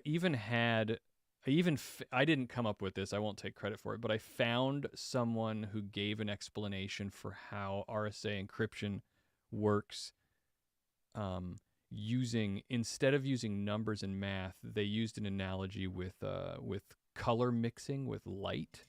Oh, neat. And it was so cool and made it very clear. But the big problem was that it was, as you can imagine, incredibly visual. Yeah. Yeah. And so, if we were making a YouTube video, which like that person did, so why would I recreate that? That would have been a perfect way to explain it. Yeah, that's clever. Because it had to do with how you mix colors and how you can then unmix colors by adding different lights and stuff like that. And so it was pretty cool. But I could not come up with an equivalent one that would be easy without numbers. So yeah. but we just did math together. That's all. I thought that would be fun. All right. Do I have 2 in a row? Do now? You? Yes, I do. Oh. How did that happen? Because we have we have that one we're going to talk about at the end together. Oh, okay. It's all right. It's fine. It's fine. I talked a bunch. Now it's your turn to talk a bunch. Yeah, this may have to be split up into 2 episodes. It's a special episode, Maura. It is. It's very special, and I have no regrets. I'm very excited that we have come this far. Mm-hmm. Genevieve loves math. Okay. Right. Good. All right. I'm ready when you are. Right. Maura, I have not gotten enough of Prime stuff. There's so much more. There's so much more. I'm glad you think so, because I've got one question for you. In fact, I have 2 questions, but I've got to start with one.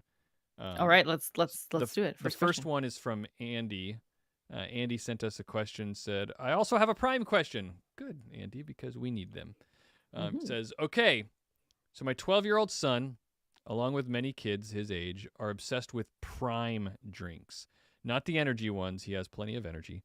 Unfortunately, a somewhat recent study I read found that there was a detectable PFAS, in concerning amounts of Prime drinks. I worked for a plastic manufacturing company for a while, and even I still don't fully understand PFAS. What is it? Why is it? And when will we ever be rid of it? It's considered a forever chemical, I know. So why is it in some plastics and not others? And why in the world would the FDA allow us to wrap our food and drinks in it?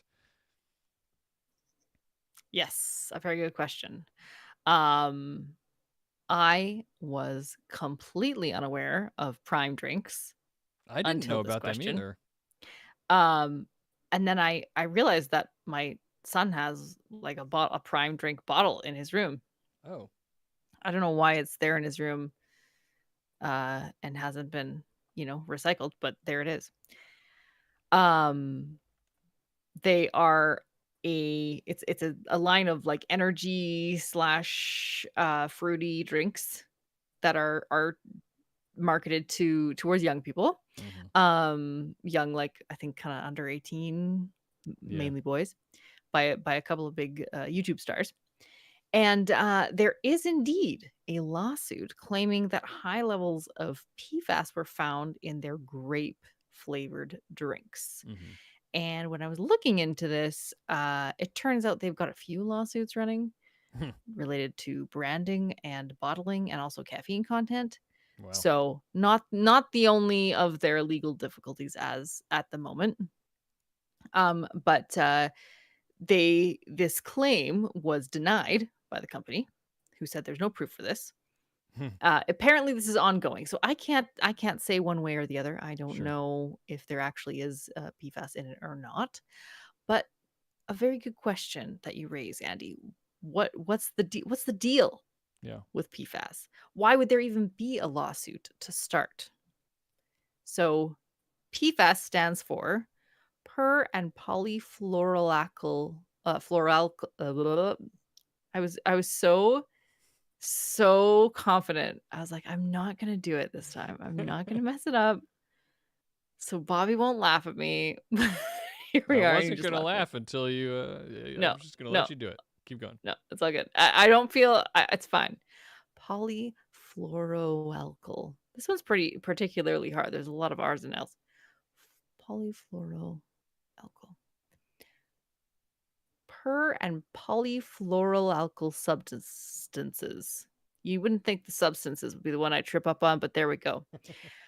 So that's what it stands for, and I'm going to keep calling it PFAS from now on. Mm-hmm. I So don't these blame are you. chemicals that have been used in industry and consumer products since the 1940s. Mm-hmm. And there are thousands of different kinds of PFAS. Uh, some which have been more widely used and studied than others. What they're really, really good at is repelling things. They're extremely non reactive Mm. and they don't like to interact with water or grease or oil or dirt. They're very stable, Mm. even at hot temperatures. Okay. So you can imagine this is really useful. Yeah.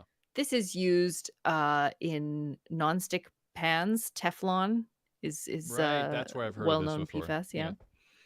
Yeah. They're used in stain-proof and water-resistant products. So if you have like a coating on your rug or your sofa, Mm-hmm. and also firefighting foams, they've been used for that for quite some time. And one common characteristics. Let me back that up. And one common characteristic of concern of PFAS is that many of them break down very slowly.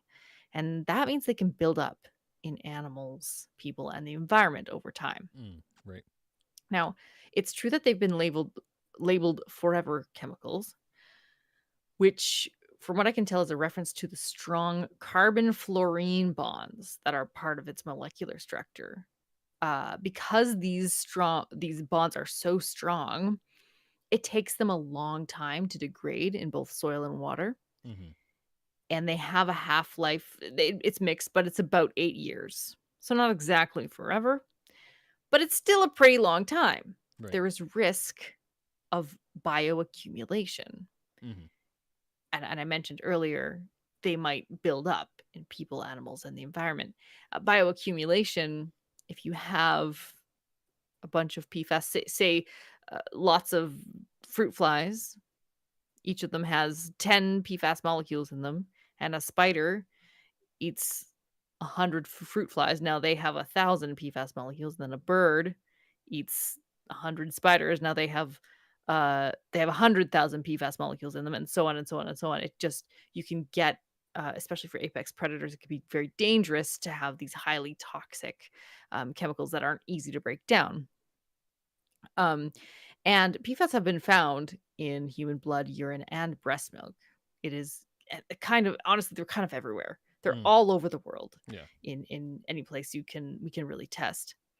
There are PFAS that have been banned or reduced, and these are the ones that have been highly studied. So there's a couple of them in particular that kept standing out, that kept coming up in the research I was doing. PFOS, FOS, and PFOA are some of those, which those two were included in the claim against the Prime beverages as well. Uh-oh.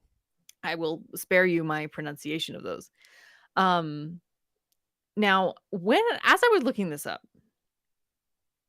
there was a lot of narrative and buzzwords that raised pseudoscience flags for me. Mm-hmm. So there's lots of videos that were like, secret toxin in your drinking water. Mm. It's contaminated, unnatural, and the forever chemical label, which doesn't really make sense. I mean, Right. that's not a thing.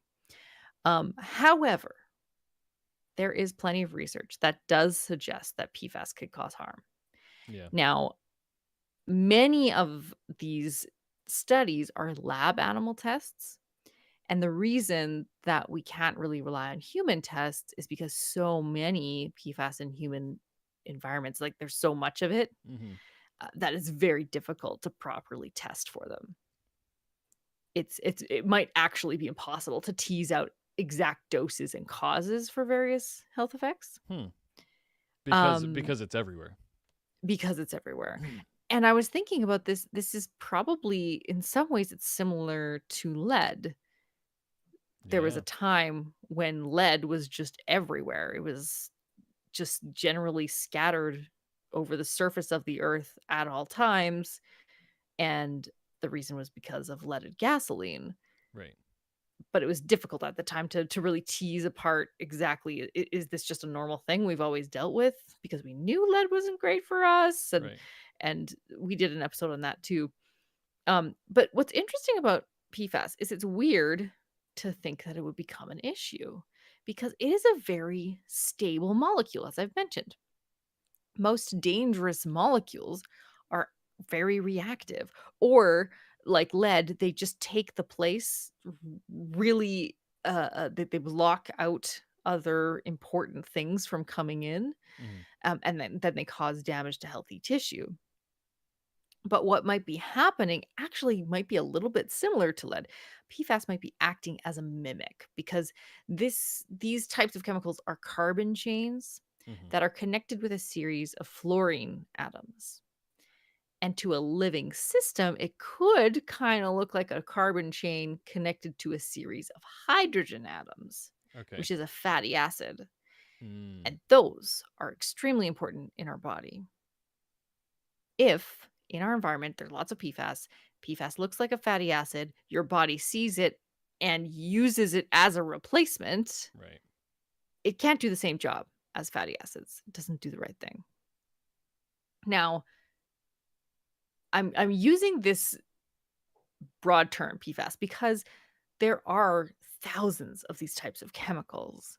And so it's really hard to tease out exactly which ones are going to be causing problems. But there were those two that I mentioned earlier, PFOS, FOS, and PFOA. Yeah. Now they have been largely phased out in the United States, and after that happened, detectable levels in humans did drop, but it Okay. took about 20 years. Yeah. That's a while. And yeah, that's a really long time. And waiting 20 years for irrefutable hard evidence to prove to us that yes, PFAS are in fact causing, and I mean the list of health problems is pretty long. It's kidneys, it's diabetes, it's cancer, it's fertility problems. Waiting 20 years to make sure yes, it absolutely is bad for us. That's too long. We Right. we already have a few studies that are pointing us in that direction. We have these other two chemicals that we know for sure have caused some problems, and they're here. They're already here. They're in our environment. We're all exposed to them. So at this point, it's a risk management question. Sure. Is the risk of bioaccumulation and health effects significant enough with the information we have now to change our manufacturing and behavioral practices? Right. Many individuals and many governments are saying yes, including both the US and Canada. So, in fact, you can find there are regulations coming through or suggestions. There's educational programs. Uh, Canada put out a statement last year saying, we have to look further into this and recommending that new laws be passed, new regulations be passed. So it's moving forward, and I personally, after looking into it, I agree. This is probably not something we can afford to wait on. Mm-hmm. We should probably make the call, even if we're not like 100% rock solid sure that PFAS is causing very specific health outcomes, negative health outcomes. Now, as for Prime, I don't know how PFAS got into a beverage Hmm. because it's not plastic. It's not like I don't know. Maybe when you make plastic, sometimes PFAS is like Well, a the inner lining of, byproduct, or if it's in cans, the inner lining of aluminum cans uses plastic. It's got a plastic inner lining, but PFAS isn't plastic. but it's maybe there's just a coating on the inside of the cans. That's all I Yeah, can think of. something like that. But then you would think that it would be there in all cans, right? Like it's not like Maybe you can't. I wouldn't imagine that they're using like a special proprietary can. It's just a they are can. actually, Oh, and they it's a are. bottle. Yeah, it's a. I this is another one of their lawsuits. Is the bottling company is mad at them because they didn't. They said they'd buy all these bottles, and the bottling company made this manufacturing setup for them specifically to make these very custom bottles, but they haven't been purchasing all the bottles because their sales are down. I got a little into this Oh wow. whole thing. So Yeah. maybe it is something that has to do with how the bottles are manufactured. So Well, because it's kind of everywhere, like maybe just in the manufacturing equipment of these, bottles or the yeah, maybe. beverages themselves. But anyway, Prime, I don't know how or if PFAS got into their drinks. I have no idea if that's the case. But this lawsuit also was complaining that the caffeine content was significantly higher than advertised, so that's not great. Mm, And South Park made an episode about them. they're done. Yeah, it doesn't go well after that, guys. I'm sorry. Sorry about your energy drink company. Yeah, you're done.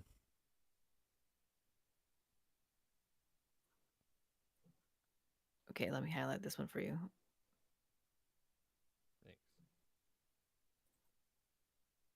Oh, more pronouncing hard words is the best. I don't know. I feel like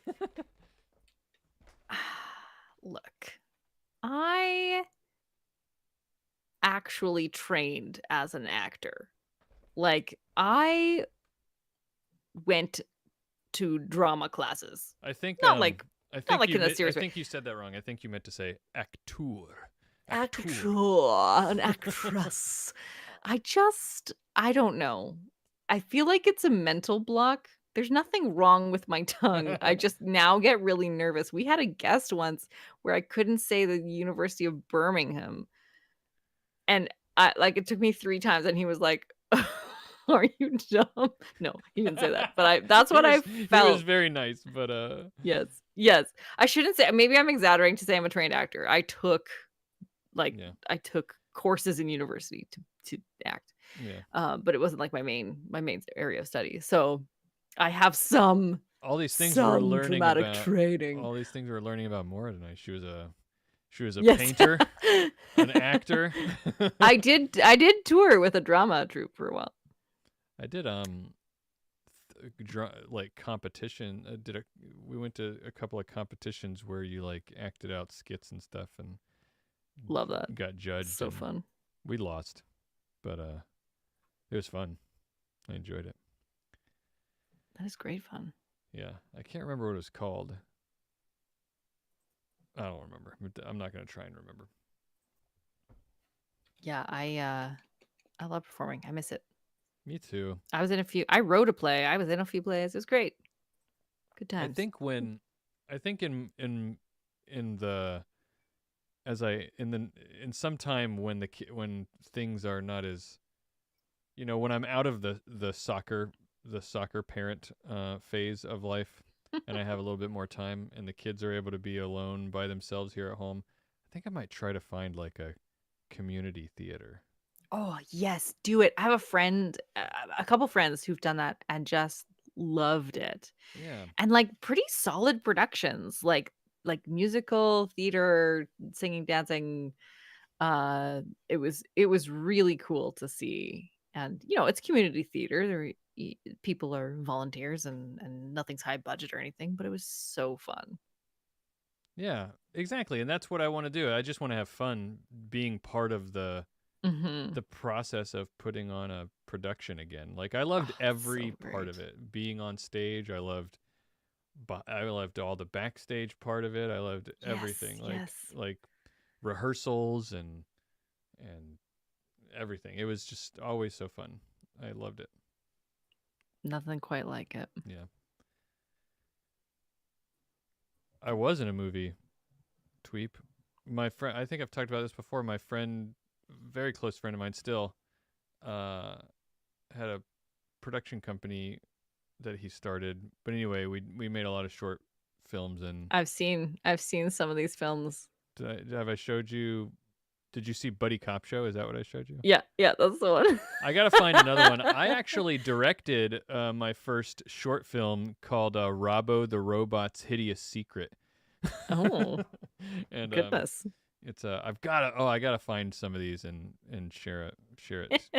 Send out. Just star in a movie, Bobby. Easy. That's what Tweet Yeah, says. maybe a Patreon reward. You guys can see some of my old films. Amazing. Amazing. That would be incredible. Yeah. All right. Okay. Here you go. Don't relax yet, Maura. I've got another question for you. I'm ready. I'm not relaxed. This one, don't relax. This one's from Barry, our good friend Barry. Barry! Barry says, I have a prime question, which is science adjacent. What is USDA prime beef? You know, the grading of beef. What makes it prime versus other grades? And to tie it to wine, because, you know, Barry's got to tie it to wine. That's right. To tie it to wine, I find that a great steak makes me want to have a great glass of Cabernet Sauvignon and vice versa. Vice versa. Yeah. I didn't tie this back to wine, Yeah. but I was interested in this one. I've never really thought about it before. Really? Don't you live in the Texas of Canada, as you told me? Oh my gosh, I do, and it's so funny because I it's wasted on me. I don't actually love beef that much. Yeah. I'm really medium on beef. So I'm right that you guys are a beef producing part of Canada, right? Like there's a lot of Yeah, cattle. yeah. In fact, Alberta is so well known for its beef that we will travel to other countries, and on the menu it'll be like steak, Alberta beef, and we'll be like, eh. It's always like the most expensive. Yeah. Right. Yeah, it's not. I don't want to do that. I'll just go home. Yeah. But sometimes too, I go to other places and eat their beef, and I'm like, oh yeah, our beef is quite good in comparison. Oh yeah, yeah, yeah. You take it for granted. Anyway, not to be a beef snob, but there are two ways of grading the meat that you get from a cow. Okay. One is yield grade. That's how much meat you get from the cow. So this is less grist and fat that needs to be trimmed. You've got more muscle, means a higher yield. Okay. In both Canada and the US, it's graded 1 to 5 based on the percentage of meat that could be sold retail. So 1 is the highest. If you've got a yield grade 1 cow, you have a lot of meat. But the yield grade doesn't tell you how good that meat is. That is the quality grade. The quality grade tells us how good is the eating experience going to be. Now, you're looking for a few things when you are taking a look at a cow carcass. You want it to, first of all, be youthful. Do you? So Yes. old meat is not as tasty. It doesn't taste as good. I guess that's why things like veal exist, right? So Yeah. A youthful cow is determined by the amount of calcification or ossification in the cartilage. So as cows get older, the cartilage in their bones, in certain parts of the bones, will start to calcify and basically turn into a bone itself. Okay. Just like us. That's why when we fall now, we have to go to the physiotherapist for 6 weeks. Oh, is that why? And when we were 8, we just sort of bounced back because we were mostly cartilage. Bones are made of rubber or cartilage. Now our bones are mostly bone. Yeah, okay. The other thing they're looking for is muscling. How muscled is it? So it has to have quite a lot of muscle in comparison to other tissues. That requirement is the same. You have to find the same level of muscling for any of the standard in the US grading or grade A in the Canadian grading or above. So standard is like the lowest, or grade A is the lowest. Color. They check the color of the ribeye, apparently. I'm not sure why the ribeye, but they do check the color of the ribeye. It has to be firm and bright red. Okay. And the fat also has to be firm. It has to be white to amber and at least 2 millimeters thick. I think that's like the outside parts. But here's the thing about grading beef. The real magic is in the marbling. Oh, I've heard about Because marbling. You gotta pick. yes, You gotta look for the marbling to pick a good piece of beef. For the marbling. So all those things I just said, that is sort of the baseline for the kind of beef that you just buy to eat at a good restaurant. Oh, okay. So everything you said before about it being youthful, plenty of muscle, good color. Yeah. That's just like to get you on the table.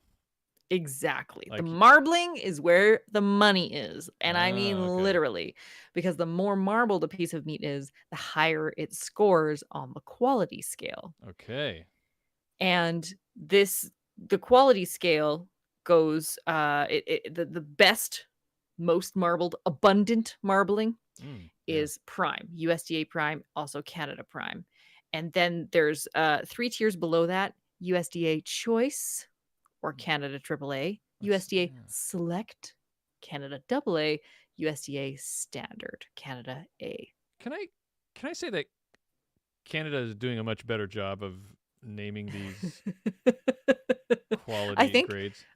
Well, I feel like the US one kind of just makes you feel okay about whatever option you chose. Except for standard. You're just like, I guess standard does feel a little. But everything above that, I could make an argument for why. Like, I could, in my head, there's no good mnemonic for like select, choice, or prime. Like, I could be like, well, select, that sounds good. This is select. But that's like one of the lowest. Yeah, it is.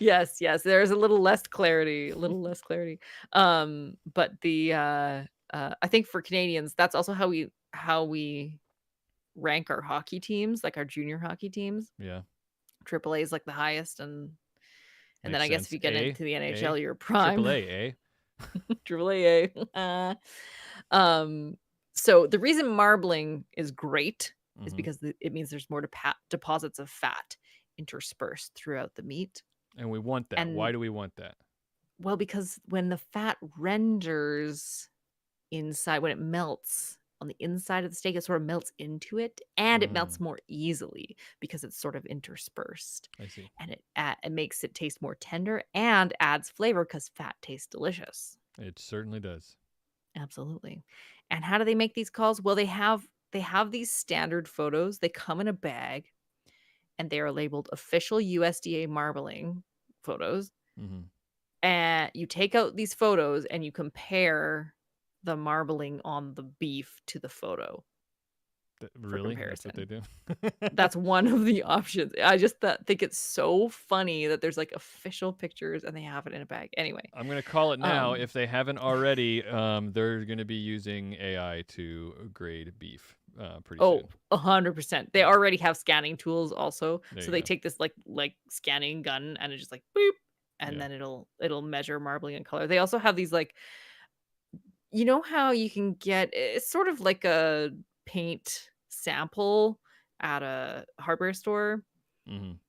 It looks like that, except it's hard plastic, and you just hold it up to the ribeye and check the color. Like a swatch to see the color. Fat swatch. yeah. This one's for color specifically, but yeah, that's how prime beef is graded with beef swatches. Beef swatches and standard photos in a bag.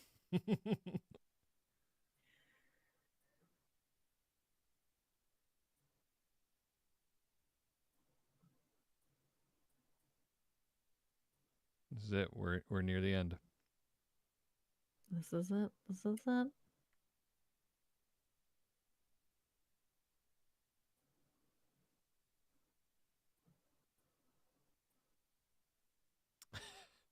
Why couldn't we talk about this first, then talk about the animal brothel after? Yeah.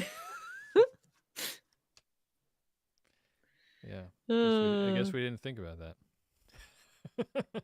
I suppose we can move it around. Or talk about zoos and then talk about eating the animals after. Mm. Mm. How's your vegetarian percentage going these days? Um, to be honest, I'm not paying too much attention to it lately. But you're still keeping up? Still trying to have more meat-free meals? Mm, honestly, yeah, I don't have much time to think about it. Mm. And Scott has taken over the grocery shopping and of the Oh, food. And that I just sort of go along with whatever's in the fridge these days. yeah. Well, that's what I do. Stephanie does all the.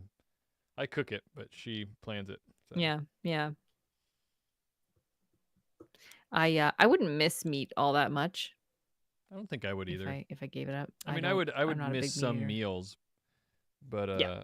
they're the types of things that I don't eat very often anyway. So Mm-hmm. like I do like a good steak and a burger. Oh my gosh, I love burgers.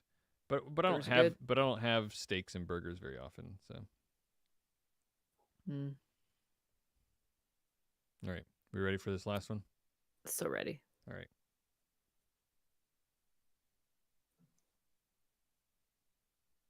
Oh, I'm supposed to read it. Yeah. I it's just thought you been were warming it's been a yourself long up. night. You're like, what? What are you doing? All right, this last one is a thinker. Oh, good. I like thinkers. This one comes from Logan.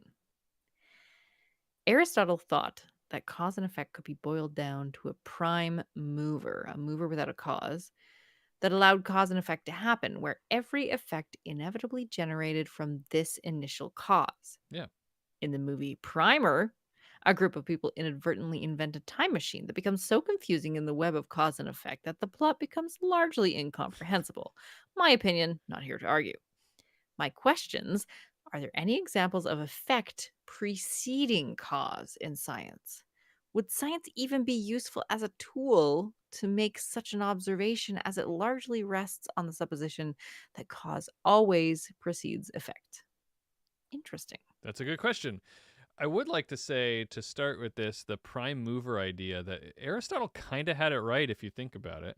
Yeah. Like, we have the Big Bang, right? That's what I was thinking. The Big Bang is the prime mover. That's the prime mover, yeah. But is it a mover without a cause? What was its cause? Well, I don't know. That's a big question, right? Like That's the question. what caused that? There are some theories about that, but I don't know. I don't know. But the idea, the fundamental question here is: can you have an effect before a cause, or does a cause always have to precede an effect? I think that's the Mhm. first question, and that can be answered pretty easily. But then I think it'd be interesting to talk about, like, what would it mean if it was the other way around? What would it mean for science, right? Mhm. But to answer the first question is, are there examples of effect preceding cause? Very easily, the answer is no. Mm. Cause always precedes effect, and it's not just like, you might think about that as being like a what do you want to say, like a rhetorical or a philosophical understanding, like, of course cause has to precede effect because of the way we've defined it, right? Like, Mm. Mhm. Mhm. a cause is defined as a thing that causes an effect, right? Like, Yes. in Yeah. the definition. So of course it's that way, but it's more fundamental than that. It's actually, cause and effect are fundamental properties of the universe, and it's fundamental in the universe that cause must always precede effect. And it's because of this, and it's not just because of this, but it also is so intertwined that it leads to the idea that time can only move in one direction. Mm. We cannot reverse the flow of time. Time can only move in one direction, and that's what causes this cause and effect. This we call in physics called causality, right? Like, causality Mhm. Mhm. exists because time moves in one direction, and it's fundamental in the second law of thermodynamics. Um, Mm. the second law of thermodynamics states that energy always moves from a high energy state to a low energy state. Right, right. Or like you can think of it as like heat always goes from hot to cold, right? Or Mm-hmm. energy always goes from hot to cold. It's also entropy is what this is about. The idea of entropy. Entropy is the amount of disorder in a system. I heard Mm-hmm. Brian Cox, science communicator Professor Brian Yeah, Cox, yeah. he described entropy one time in a way that I thought was really interesting, which is entropy is sort of a mathematical understanding of any kind of a system, the number of ways that you can rearrange the particles in a system to get the same thing. All right.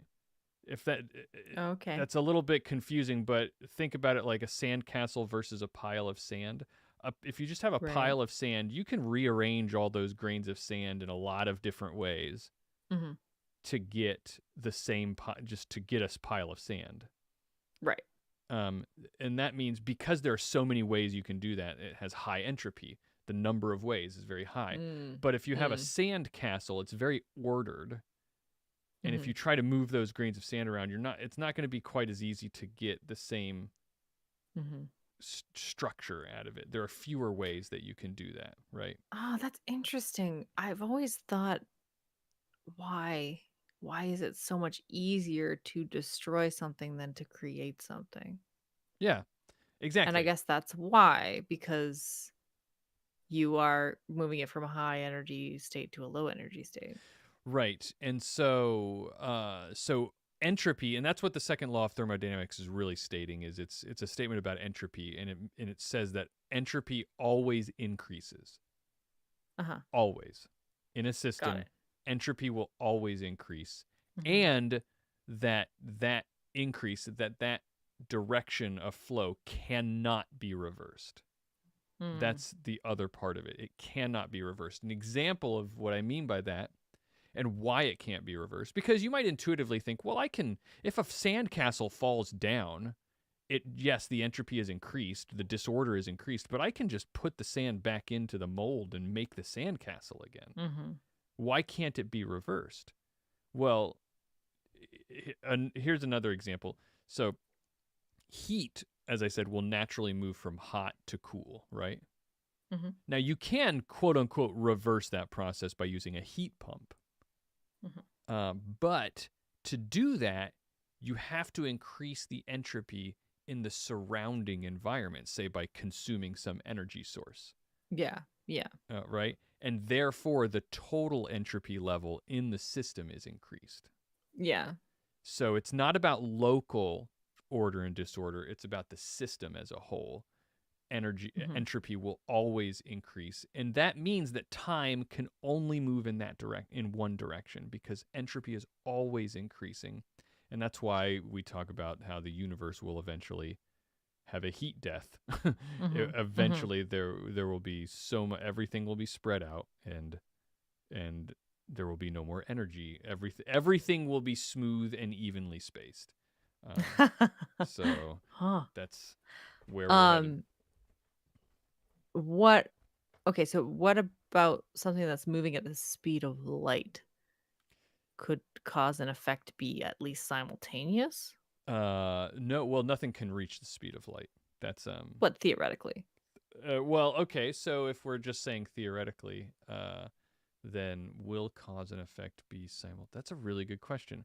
So that's still very local. I mean, again, cause and effect is happening on a system level, right? But I don't know. That's a But you good could have question. an individual cause and effect. What if two photons were traveling beside each other at the speed of light, at the actual speed of light, and one bumped into the other? What the cause is the bump, the effect is, I don't know what photons would do, probably tangle up and shake hands Well, because they're photons weird. bump into each other, I think, sometimes, and they just bounce off of each other. But yeah, bounce. We'll say bounce. Um so yeah, like would that cause and effect happen simultaneously I if don't they're going at the speed of light? know. I can't say for sure, but I would think that there's still cause and effect there because they're not happening in like you can't be hyper local. You have to. There's still two photons. You're still talking about two photons that are in some sort of system with each other, right? Like, so there still is a system that you're talking about. Mhm. But I don't know. Mhm. That's a good question. I mean, Hmm. everything does get weird when you get to even close to the speed of light. So if you're Yeah. at the speed of light, which photons are, uh, it wouldn't surprise me if things were weird. But it's still moving, regardless of that. Like time is still moving forward for them, right? Um, Is so it for those photons? I think so. I thought it stopped. I I know thought it that stopped at the time. speed I of know light. that time. It might stop, but I know that at the very least, time for a photon is moving incredibly slowly. Okay. Okay. Um, so like everything around it is moving much more quickly. From Okay. the perspective of a photon, it may have seemed like it's been moving for 1 billion years from our perspective, but for that photon, I think it's pretty much virtually instant, right? Because it's Hmm. moving at the Mhm. speed of light, right?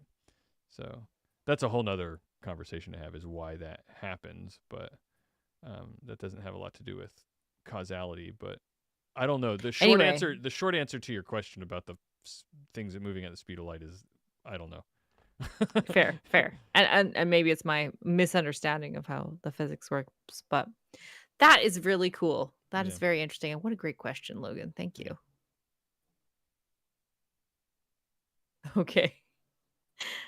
Also, that is a hilarious joke. Where? Entropy always increasing is my One Direction cover band. Incredible, Logan. 10 Yeah. out of 10. Yep. Amazing. Yeah. I So love it. good. I love it. Will PFAS protect against the heat death of the universe? Well, it is a forever chemical, so Mm. perhaps. Forever is forever. Forever is forever. That's not a song, I just made it up. Yeah. Well, I Sounds. guess it is a song that I just made up. Yeah. Yeah. You're just selling yourself short, Maura. Everything's made up, really, Yeah. is what I mean. All right, I can lead us in here. Yeah.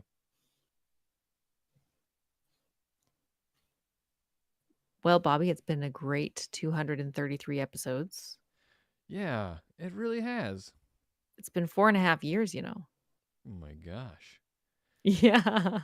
I think It's a lot of years. I, a lot of people will say, I didn't know when we started this, I didn't know we'd be doing it for this long, but I don't think I can say that because I don't think I really Mm, thought about it. I just thought we'll just keep doing this until we don't want to do it until we anymore. don't. Yeah. Yeah. And I have never been like, I don't want to do this anymore. There's never been a point where I was like, I am so done with There this podcast there business, have been you know? plenty of episodes where I've been like, I don't want to do it this week. Oh yeah, for sure. I've definitely been like, okay, here we go on a Yeah. couple of things, but there's never been like I'm fed up, you Yeah. know? There's Once we just been especially once we yeah. get to the recording. Oh yeah, we always have so much fun talking. It's the highlight of my week, and I love hanging out with the chat. It's the highlight of my month, and so thank you guys for hanging out with us for our It's a good time. 233rd episode, our prime Fibonacci episode. Prime.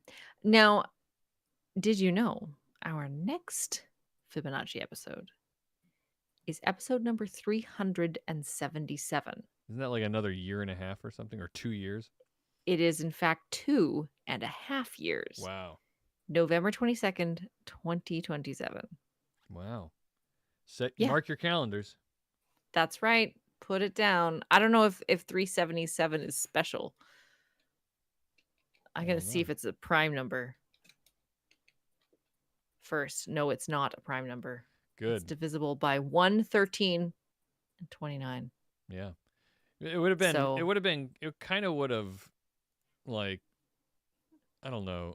it would have Take fizzled. it It would would have have fizzled. it would have taken the wind out of this episode if there was just another prime Fibonacci number. I know. Yeah. I don't know what we'll do for 377. We'll Yeah. find something cool. We'll figure it out. Yeah. Yeah. Yeah. We've got 2.5 years. We'll come up with something. We'll come up with something. The next one after that, episode 600, May 10th, 2032. So wow. if we're still going, then it will have been 12 years since we started the I podcast. hope so. I hope so. Me too. Me too. I like it doesn't feel like it's been that long, honestly. It doesn't. Doesn't at all. It really doesn't. Yeah.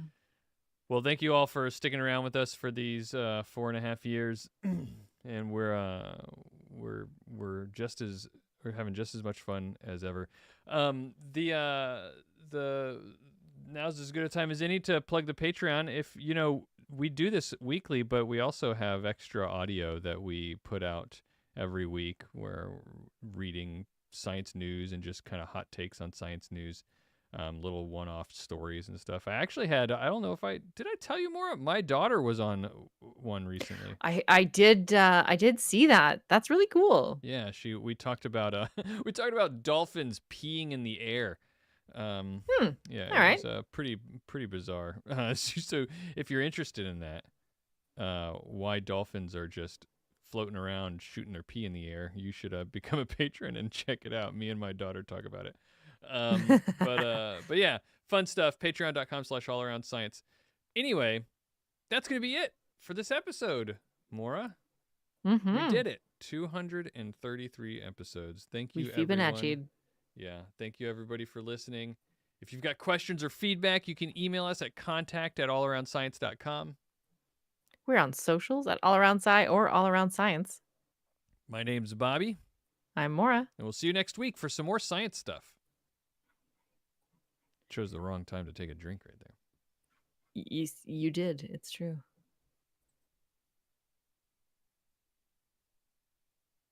Let's rethink how we're gonna do this intro, because we're not gonna do every single one of these. No.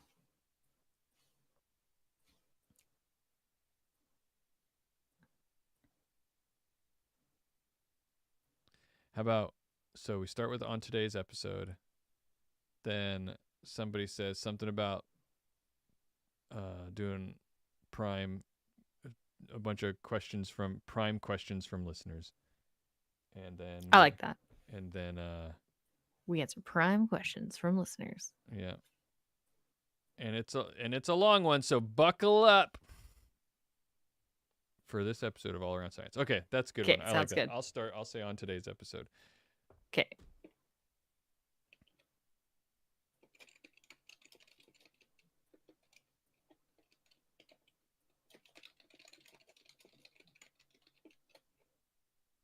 You don't have to write yours. I have to write mine. I got it.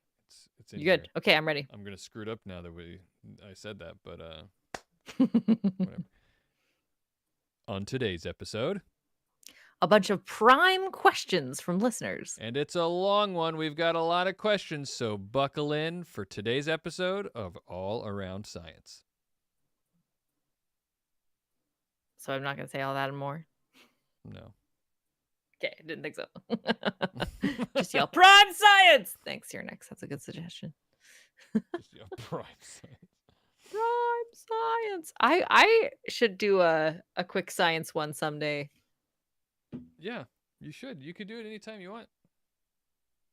Yeah. Just record yourself and send it to me. We'll see. I don't know if I'm quite as articulate as you on my initial thoughts on things. I usually need a minute to I am not always articulate.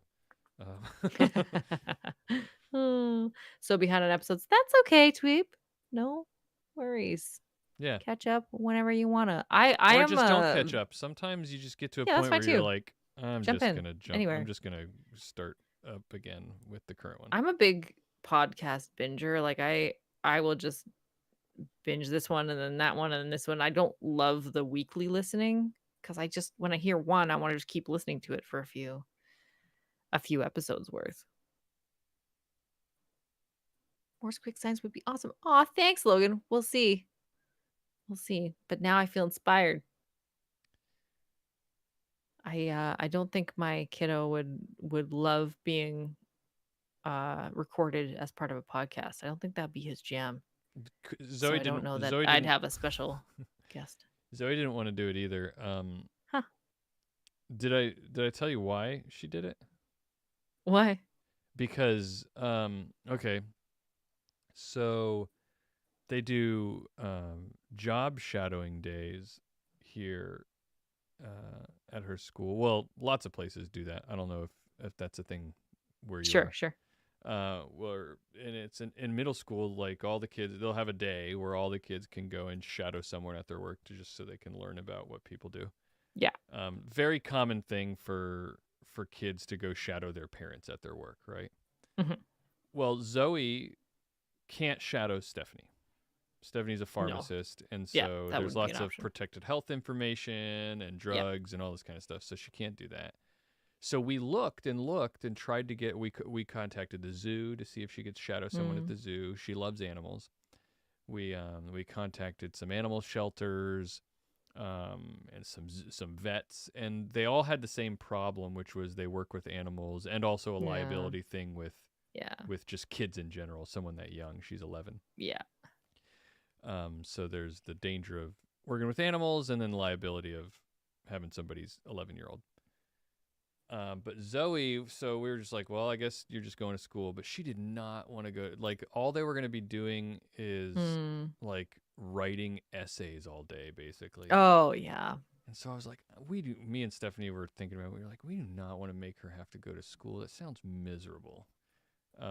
So I said, so me and Stephanie kind of both had the same idea at the same time. We were like, well, she can just, she'll just shadow me.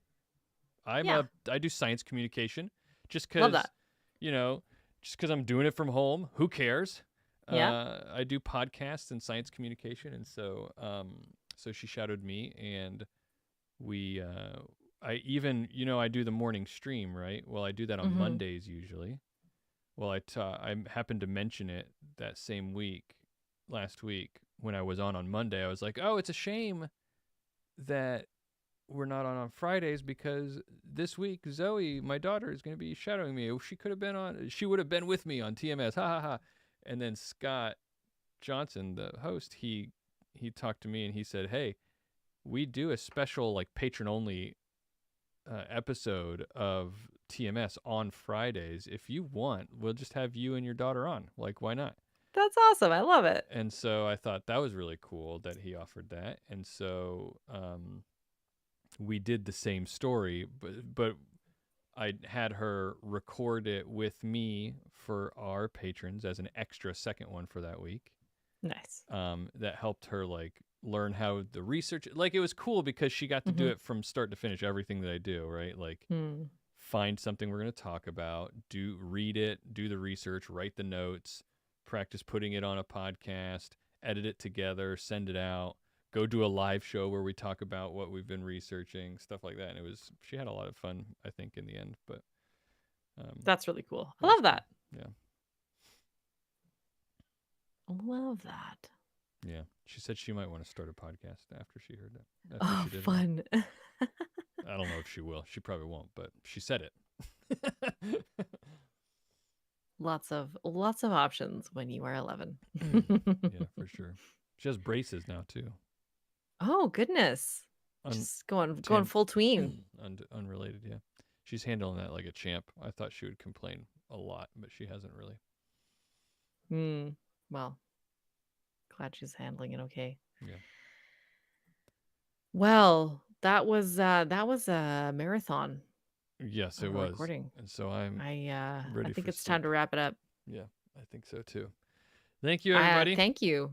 Yes, it was so great to have you all here. I love these live episodes, especially these special ones. Yeah.